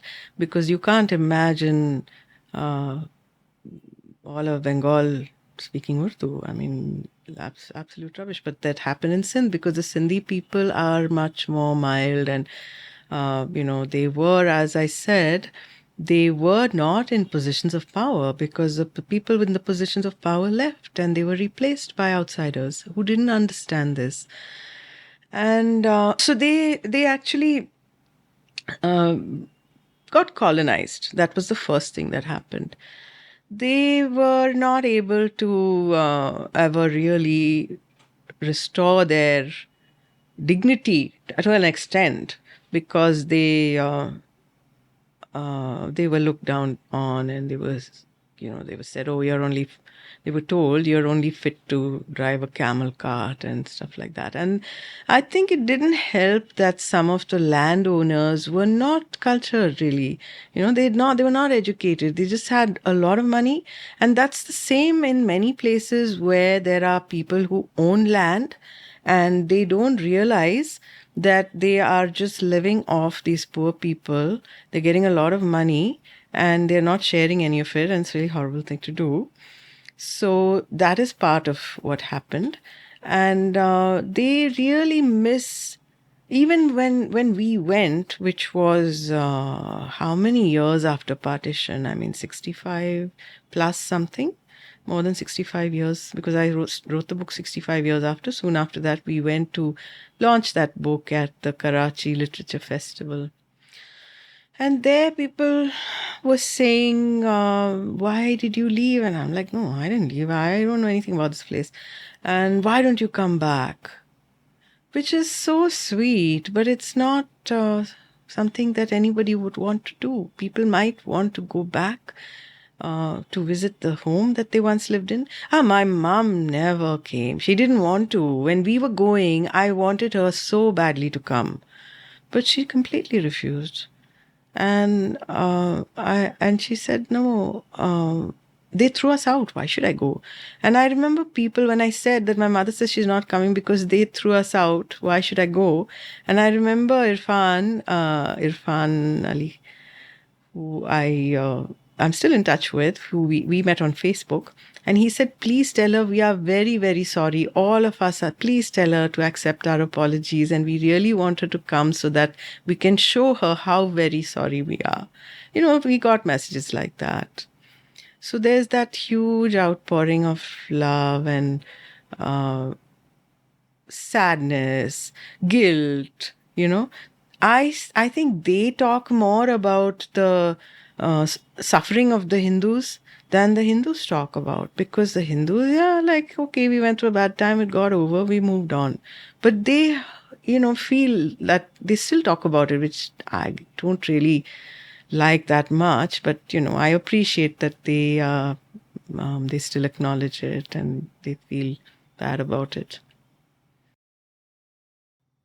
When I traveled through Pakistan in 2006, I was covering the cricket tour there, and one of the things that sort of struck me, and I knew it at an intellectual level, but I had to go there to experience it, is that we are basically the same people, right? Lahore is just so much like Delhi. Lahore has much more in common with Delhi than, say, Delhi has with Chennai, for example. I mean, that could be two foreign countries. Karachi with Bombay, likewise. I mean, these are cliches, but I really felt it when I actually went there, and the warmth was unbelievable. In fact, sometimes I think that today we would not be I'm not sure a reciprocal warmth would necessarily be there, which is truly tragic. But the warmth, again, it'll sound like cliches where shopkeepers don't take your money and all That's of so that. It's lovely. just, Yeah. it's kind of all of that. In your interactions with people from across the border, including other Sindhis, do you get that sense too that fine, Pakistan was a huge rupture, but what has divided us is the politics, is sort of the different leaderships and their imperatives and incentives, and even those just happened at that particular point in time. If independence happens a few months later, Jinnah's dead, the whole position could be different. If it happens earlier, things could be different. It just kind of happened like that. But given that, people talk about the partition of Punjab or the partition of Bengal, but Sindhis went through a painful rupture as well. And today you can meet them across the border, and you spoke about, that in general the sentiment there is so positive, that is regretful there that people had to leave, and there is of course some resentment here, but you still feel that connection with your homeland. So do you think there is something to that? Because more and more as time goes by, I find that lines on a map are kind of becoming irrelevant in this globalized world. It would be so nice if that was true. And I did say when I last left on my second and final visit to Sindh that I'll never go back until the borders open. And I'm not trying to say that I'm speaking for Akhanda Bharat or anything like that. Of course not. I was wondering, Saaz is going where with this? Where? Yeah. What I meant to say is that, if I can drive across the border and just flash my passport, like you do when you're traveling in Europe. I mean, you don't even have to flash your passport. Just drive through. You pay the toll and you pass through. That is the only time Which I'll is ever what go it back. kind of was for a decade and a half after. It may not have been that much. Like my dad went back when I say back, he went for the first time. He's traveled to Sindh. He traveled to Karachi, and it was in 1957. So he was, and I saw the papers after my mom died. We were cleaning up her stuff. We found this passport, red color passport, which says India Pakistan passport, and it was my dad's. And this was before he became a tea planter. He was working for a pharmaceutical company in Bombay, and his boss, a French pharmaceutical company, and his boss loved him, and he took him to Pakistan on a business development visit. So he had to have that passport, and he had to leave it because he was an Indian. He had to leave the passport with the police at the immigration. And when he came back, he had to collect the passport to be able to leave, and they couldn't find his passport. So I don't know how many hours it took. They took him into a room it was full of trunks, and the trunks were all open, and the trunks were full of passports. So the passport had to be found. It was in one of those trunks. And eventually they found it and they gave it to him, and he burst out crying. This is what he used to tell us. That's all I know. When I found the papers, I realized that he had to apply, and how he went, and he must have been there on the 10th Independence Day. I never got a chance to ask him what that was like, which is too bad. But it wasn't just walking across the border. You did need a passport. You could have lost your passport because, they wanted to show you that they were the boss, at least for a while at that point. So it became much harder with the wars. And then, of course, after the War of 72, there was just this big steel wall which nobody could ever penetrate. But right from the beginning, the problem was not just passing back and forth, even information. You didn't know what was happening. So that's why, again, it became vanished, because there was just nothing coming through. I don't think the border was ever completely easy, although you hear of people who would go and come back because they would sneak across. They knew the points where nobody was watching. And now, of course, that's not possible anymore.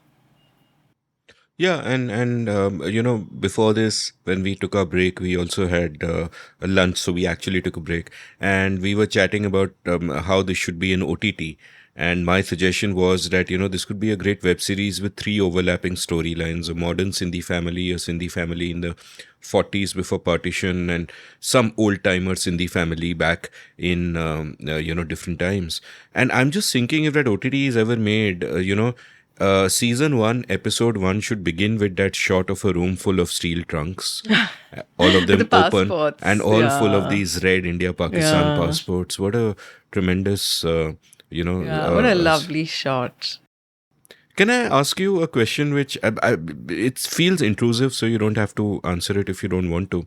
My father had died last year, and we sold off his house.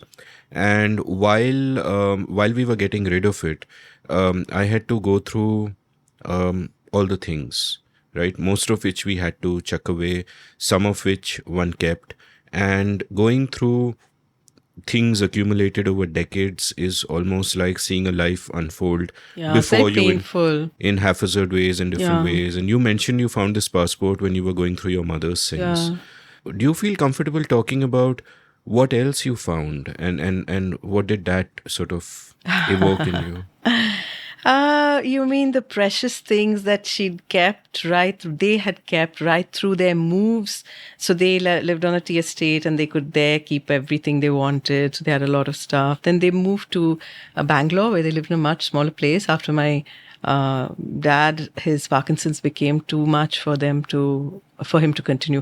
Actually, he could have still worked. He could have still continued with his job, but he didn't want, and he had stopped driving. He could have continued to work, but he didn't want people to see him deteriorating. So anyway, they moved to Bangalore, which was smaller, so they must have chucked off lots of stuff. Then they came to live with us, which was on a huge campaign to bring them. So then also they must have thrown away a lot of stuff. So what they kept would have been what really meant a lot to them. And one of the things I remember now, which is so lovely, is a collection of salary slips that my mother earned. And that was for a very short time. I don't remember how long, but there's this bunch of salary slips. Now, she was somebody, my parents met in college in Bombay. They were at National College. And National College is a huge and lovely Sindhi story, which I love telling.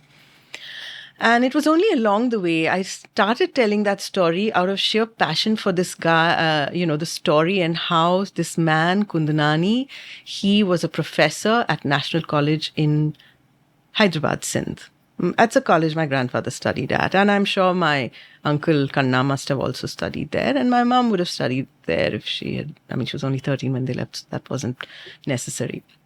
And when partition took place, at that time, most of the students and most of the teachers were Hindus. So after partition, anyway, during the troubles, like everything was closed. And finally, sometime in, I don't remember the date, but I think probably November something, 1947, or maybe even later, college opened, hardly anyone came, things were just going to seed. And he decided, now I have to go and I'm going to take my college with me. So he packed up some laboratory equipment and he packed up some books. And he took them with a pune, Dayaram, whose name I found on the National College website.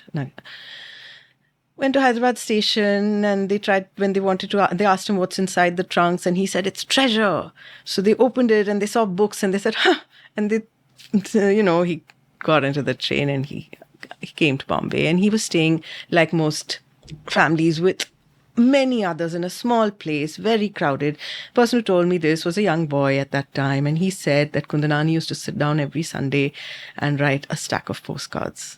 Every Sunday, he would write a stack of postcards and he was sending them to his former colleagues at National College. And they were all over in Ajmer and Bhopal and Pune and blah, blah, blah.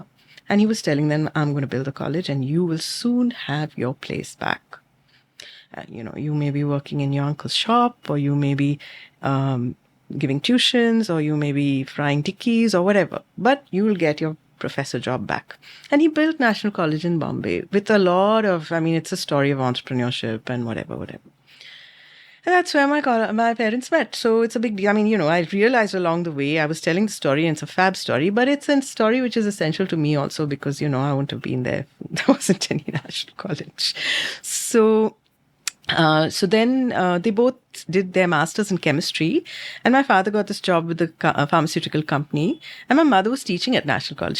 She started off as a demonstrator in the chem lab. So she would have continued there and being, the bossy person that she is, she would have pretty soon been the head of the chemistry department and lived happily ever after, as I suppose heads of chemistry departments do. But then she became a planter's wife and she couldn't work. There was a time when in my school they needed a science teacher and the headmaster asked her, will you do it? And she came. She worked there for 2 months or something. I don't remember how long. It may have been longer. It might have been longer because there are people who still remember her from my brother's class and a class younger than her. And they remember her like as a really wonderful person, which used to make me wonder, well, are they talking about the same person who I knew? But anyway, anyway, so that thing of the salary slips, I was so touched. She obviously it really meant a lot to her. Yeah. I can't remember if there was anything much else, but whatever there was, I didn't throw it. I mean, I have a little museum. My office is a little museum which has things. Yeah. And I have some things from Sindh, which is almost unbelievable. I don't know how it happened. Right. I have, there's a small little silver thing with a stick. And it's got my mom's name written underneath Situ. It's a surma. I don't know. We never used it. My grandmother was never allowed to put surma in eyes because according to my mom, it has antimony in it. That's what happens when you study chemistry, right? You know what goes into surma. And then I have this pot. It's a brass pot. I've forgotten what it's called in Sindhi, but that's very precious. It came from Sindh. I have one bowl which I remember eating from. I mean, I don't know how my mom kept it. It was in my grandparents' place. Our food was eaten on plates, and this bowl, like a wide katori, in which you had it's like a katori, but a broad one made of bell metal. So I guess my mom just kept it because she was like me, somebody who believed in museums. And yeah, I think that's about it. Maybe one or two other little things. Like there's this fan she was given when she got married, which was a tradition. Fascinating. I'll leave it to listeners to discover, all your books. One of the most fascinating parts of the first book when I was reading about the history was also the whole saga around Pir Pagaro. Right, all those kind of decades, he had such a massive following. Then the boy in the box controversy, then the minor role that people in your family had in the legal battles that he fought, and it's just fascinating. And that would make for really the the most juicy episodes of the OTT, which you will hopefully soon be a consultant for. Fingers crossed. Yeah. But I want to kind of go back to your sort of personal journey of writing these books. So you've spoken to your mother, you've gotten these stories. At first, I guess you thought you'll just write her story down. Yes, it was going to be her story for our family. Then I realized there's too much to tell. I was extremely lucky to, just completely by coincidence, keep meeting people who provided a completely different representative experience. And that's what made that Stories from a Vanished Homeland a kind of complete book, because there were so many different voices with different stories. I was also very lucky to be introduced to Nandita Bhavnani, who's a scholar, and she had a huge collection of books on Sindh. So I didn't have to go looking anywhere. She just gave me everything I wanted, and I could read stuff from her library, which I was really lucky. So that was the most important part of this journey, that I had access to those books. Otherwise, where would one get them? It has to be, you don't get them. We don't have a departments of South Asian studies, right? I mean, we don't have a department of Sindh studies anywhere in this country. And then after that, I had some, again, extremely lucky breaks. Somebody read my book in Chile. Santiago, Chile. yeah. Wow. Sindhi family, a young man who had recently become interested in, he was in his 30s at that time, 32, I think, or maybe slightly older. And he got the book on Amazon. He found it on Amazon, and then he wrote in to my publisher's ID saying that, where can I get more copies of this lovely book? Because if you're a Sindhi, and hi Sanjay, in case you're listening to this, hope you don't mind my saying it, he didn't want to pay the Amazon price and obviously would prefer to get it direct from the publisher. So yeah, we made touch, and we got along extremely well. And he came to Pune because he had family there, and we met, and I met him and his cousins, and they were young and so vibrant, so articulate, all of them so highly educated. Is that how you think of a Sindhi person? They are absolutely typical of the diaspora. They would actually be likely to fit the description because they do tend to already be the wealthiest. Like I think one of your guests pointed out, Sindhis are everywhere first. Like if an Indian has landed up somewhere, you can bet it's a Sindhi. So, which is also a stereotype, but they were there in the ports, and then from the ports they went inland. Yeah. So he then they said we want to do a family history, and I thought that they, being who they are, they will write pieces and I'll mentor them to structure it into a book. But at some point Sanjay commissioned me to write the book, and so that was a huge thing for me. It was one of the big steps in the journey because it exposed me to the diaspora. I read everything I could about the diaspora. Plus, I traveled within the diaspora and I met people. And when I went to Chile to interview him, his dad and his dad's sister who was visiting, and another sister who also lived in Chile, they were so amazing. They took me to 2 other places in Chile where there were other clusters of Sindhis to get a sense of what life is like in the diaspora so far from, Sindh, of course, but from Pune, where many of them have homes. And I could interview in Punta Arenas, which is not too far from the South Pole. I interviewed this gentleman whose dad had first come to Punta Arenas in 1907. So, that historical link. And so that was another big step in this where then after that I did a module for Sahapedia on the Sindhu based on what I'd learned while writing this family story. The other big thing that happened during this, because they also took me to Haridwar, where we sat with their family priest, and I went through all the records and came so I could do the family tree, dating back to the early 19th century. And then came the Amil book, which was also it was a commission from the Khudabadi Amil Panchayat of Bombay. And that was also suggested to them by Nandita Bhavnani. She told them, why don't you ask Saaz, she'll do it. And that was the next step. It was a lot of work because I interviewed a lot of people for that book, a huge number of people. I don't even know how many, but I know there were at least 150. There might have been more. So solid interviews, like 2-3 hours, and getting to the bottom of that person's life. And after that, I've been invited to speak at conferences. And of course, the culmination of the whole thing is Losing Home, which is the book that I've just done. And it is right in the process of being released. And I've been fortunate enough to get an early physical copy, and it's quite beautiful, and I'll recommend it to everyone. Question that comes to mind from what you mentioned about your friend Sanjay from Chile. Is it the case that the diaspora Sindhis actually, when they care about their Sindhiness, work harder to hold on to it because it's in greater risk? Like if you're a Sindhi in India, aspects of your Sindhiness will kind of be around in the food, and you'll hear your parents speak, and you won't feel that urgency that this is vanishing, I have to protect it. But with the diaspora, do you sense a greater urgency? Not with Sanjay, because he's an intellectual. And with Sanjay, his parents spoke to each other in Sindhi, not that they didn't. They cook all kinds of food. His dad grew up in Indonesia, and Indonesian food is his favorite, so they cook Indonesian a lot. But of course, Sindhi food is a staple in their home because his mom grew up in Pune. And they are very much a Sindhi-speaking family, although they're so international in every way because they can live anywhere. They have family everywhere, So that is something really, really, I consider myself extremely fortunate to know them and have been part of putting their family story together. But there are places where you find this, not in their family, but you do find some clusters where rituals are important.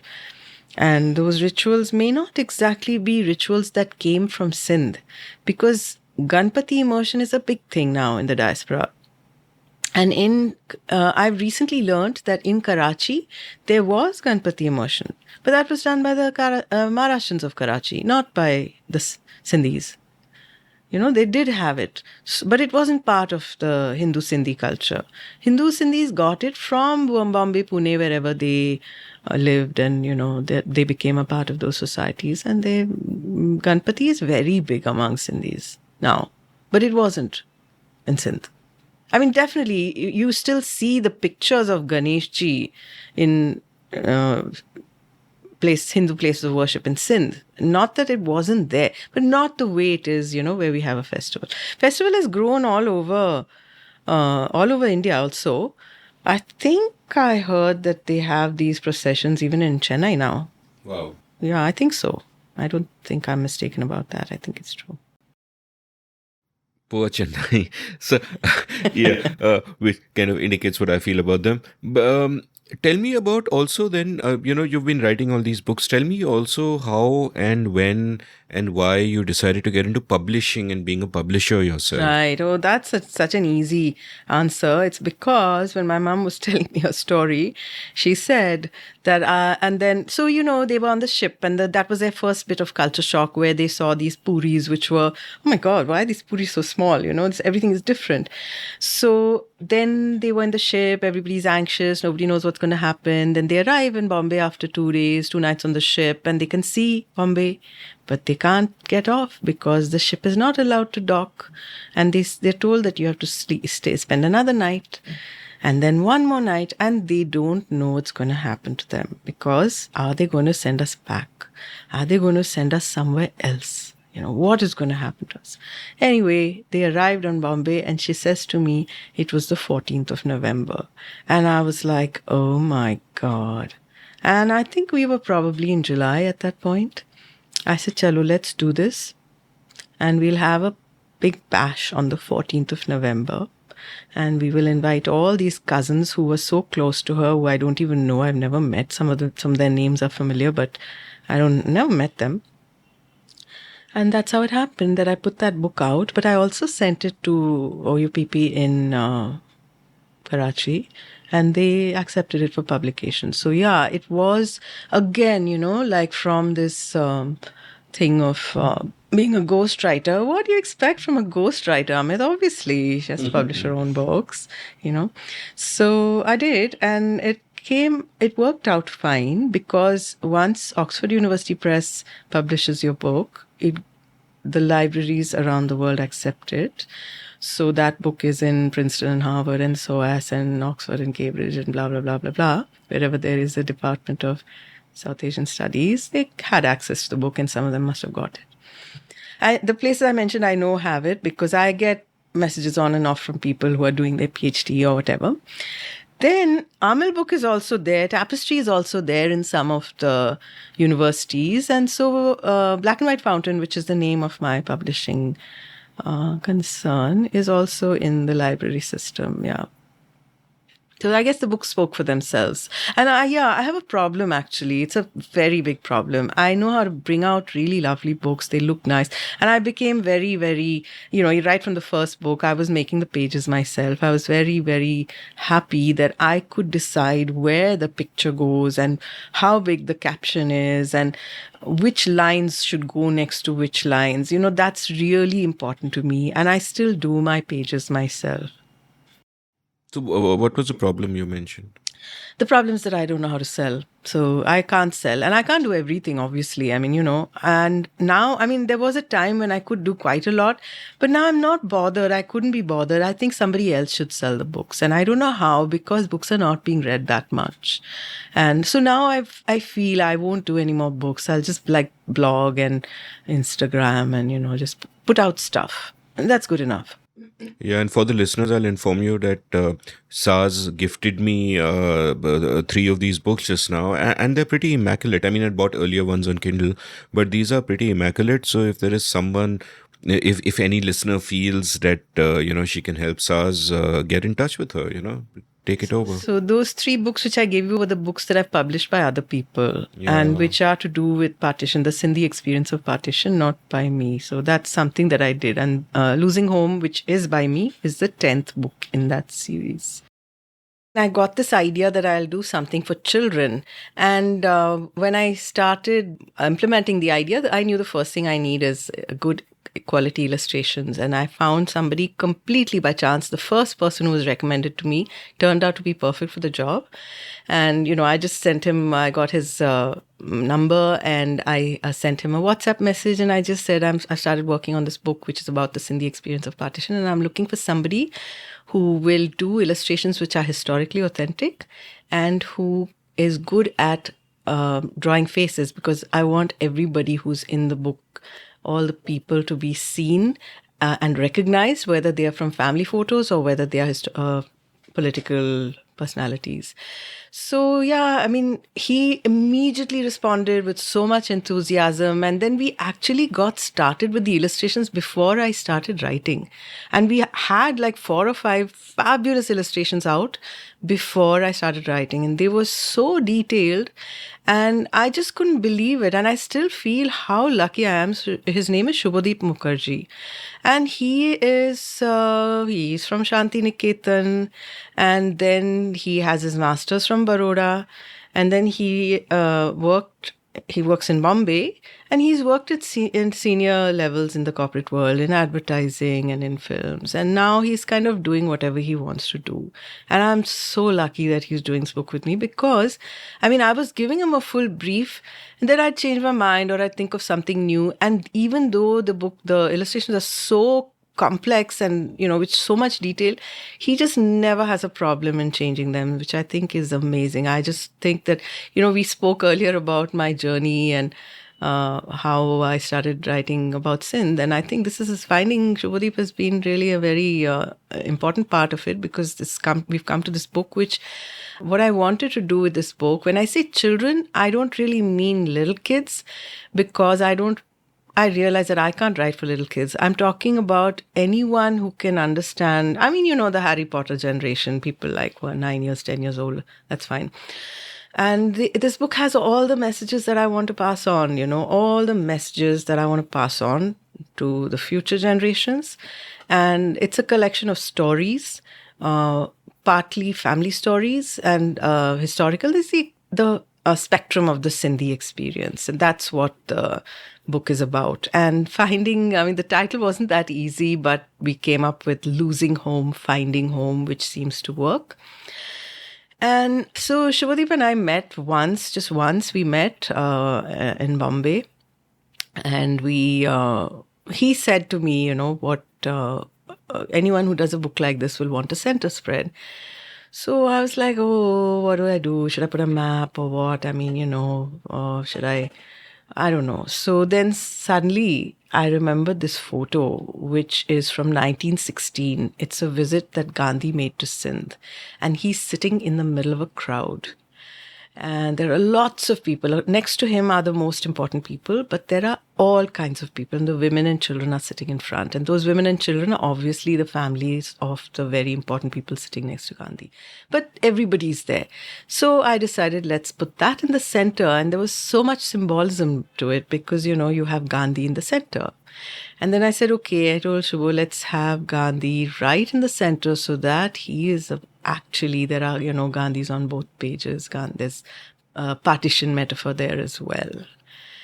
And of course, Gandhi is on both sides. So that was what we have. And I'm very, very excited about this book because there's so much in it. It's only 112 pages, of which I think about 40% is pictures, Shubho's illustrations, of course, but we also have some archival photos, which shows how very old photos. I mean, they're so old that nobody knows exactly who these people are. Unfortunately, we don't know the names of most of the people in them, but you can see how they're dressed. You can see their caps and their footwear and, what they're wearing and how they're seated and all that, which I think tells you a lot about if you're interested in history or if you're interested in your own family, if you're a Sindhi. So where you came from. And also, there's so many stories which are related, like from the illustrations, like we were just saying. I couldn't put everything into the book. So I have the illustrations to keep talking about various other things that I also want to say.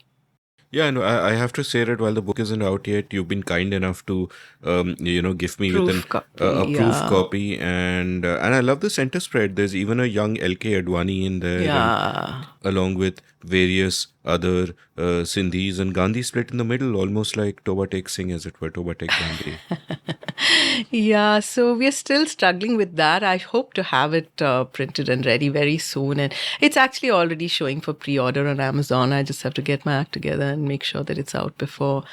Yeah. And by the way, I have a title for season 1, episode 1. I mean, I don't know what the show will be called, but I have a title for season 1, episode 1. It was the 14th of November. Wow. I don't know how we're going to work with that because it's Chacha Nehru's birthday. Yeah, I mean, is that why they made the ship wait? Because they wanted it to land on his birthday? I couldn't put anything past them. But it works well for Losing Home because it's a children's book. So, we thought of launching that also around Children's Day. I mean, it will be out way before that, but we are planning to do this launch in Delhi at the India International Center. And Achal Malhotra is going to be there. So we're going to be talking about various things. Lovely. Achal is great. I had an Yeah, episode with she's her. amazing. She is just amazing. Absolutely. Yeah, I'm really lucky that she's agreed to do this. Yeah. Amazing people keeping the past alive, which I feel is so important. I may not have felt that 25 years ago, but it just feels so important in moderating and tempering and informing the present moment. So, final bunch of questions, and one is that, while you are a oral historian, you mention these long interviews which last 3-4 hours, 2-3 hours, whatever. And just as an audio person, I wish these audio files themselves were sort of archived somewhere and you can just hear their own voices. And have you thought of that? Yeah. In fact, 1947 Partition Archive asked me if I would give them one. And I'm so happy because then they'll be accessible. So there's some admin stuff we have to do. I have to get their formats of permissions and stuff. And B, I have to go through the process of, because like I said, I don't know how many there are. I mean, they're just there, this huge cluster. I need to just, date them and put some keywords and the name, the year of the date, birth of date and birth of death of the person interviewed and all that stuff. I have to put it. It's a big thing. I mean, it'll take me a few weeks to do. And once I'm probably going to do it hopefully it'll get done before the end of 2022. Fantastic. Can't wait. My penultimate question, if there are young Sindhis listening to this who are thinking that, hey, we are young Sindhis, but we are not young Sindhis in the sense that, that connection isn't there and all of that. And now they're curious and they want to find out more. And of course, they'll buy your books. But besides that, what would you tell them? Look for family stories is one thing and try and document them and, keep them, record them for the future. That's one. A second thing I'd say is just be a little careful of what you get on WhatsApp because some of it is not really accurate and it's misleading. I'd recommend Doorway to Sindh, which I mentioned earlier, which is a collection of conversations with experts, Aruna Madnani, and she's picked a lot of people who know stuff and it's really well done. There are some books, there's a lot of writing happening. There's some, there's some fiction, like you saw that with one of the books I gave you, which is called Beyond the Rainbow by Murli Melwani. And Murli is a really good writer. And what he's done is he calls this book A Gift of My Travels, where he sees things and, they stay in his mind and then he weaves stories around them. And they are based in the diaspora and they are so lifelike. People from the diaspora, they recognize these characters and the situations. So it's not just a collection of short stories, it's also a little business manual, which tells you how Sindhis sell and what they sell and how they shouldn't do things and, the kind of habits some people have which they shouldn't have and things like that. What else? I think there are good books. And there are now so many blogs and it's a growing number. Every day I see some new Sindhi handle on Instagram because whoever's interested in spreading the word is using online methods.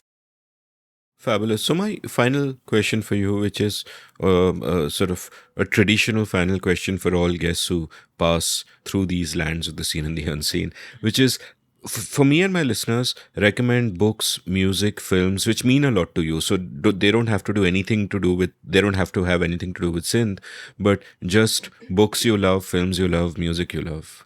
Okay, now I'm not at all, I mean, this has not been on my mind, so let me think. The books that I love the most. When I was young, I used to read a lot of Kurt Vonnegut.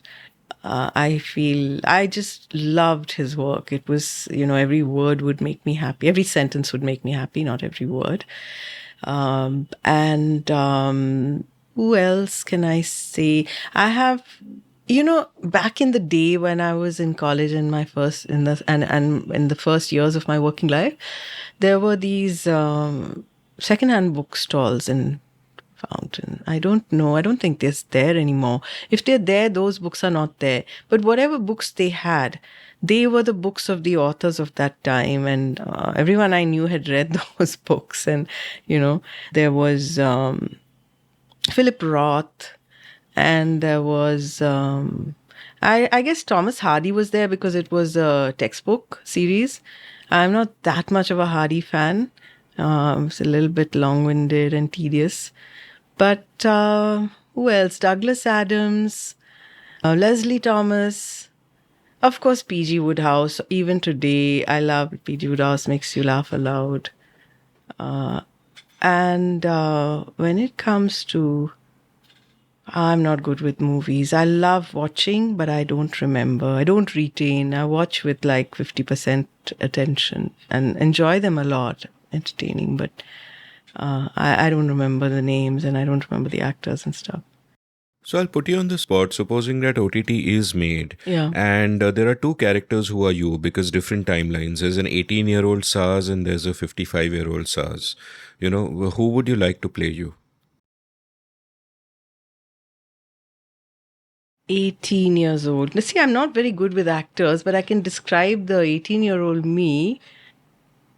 God, that's so hard. Give me some actors' names, and I think I know somebody who I'd love to play me, and that's Amrita Rao, who I really like her a lot. She's a lovely person. She just happens to be my cousin's daughter. But in terms of personality, different from me because I was completely wacky when I was 18. And she's such a lovely, stable person. She's extremely nice. Yeah, So- let's go with Amrita Okay. if she'll agree. And what about the one who I do the that older myself. one? You do that, obviously. yes. Yeah, who could do it better than me? Well done. So, Saaz, thank you so much for your time today. This has been Thanks, great. Amit. Thank you very much. I really enjoyed listening to your questions and trying to answer them. I don't even know what I said because you make the environment so comfortable and so relaxed that I was just talking without thinking. And I hope I didn't make a fool of myself. No, this was fantastic, though I don't know what your daughter Veda will think about all the mentions of her, but this was great. Thank you. Okay, thanks. If you enjoyed listening to this episode, check out the show notes, enter rabbit holes at will. Saaz doesn't seem too active on social media, which is why she's so incredibly productive. But you can follow me on Twitter at Amit Varma, AmitVarma. You can browse past episodes of The Seen and the Unseen at seenunseen.in. Thank you for listening.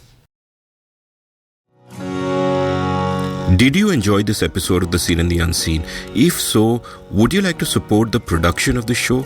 You can go over to seenunseen.in/support and contribute any amount you like to keep this podcast alive and kicking. Thank you.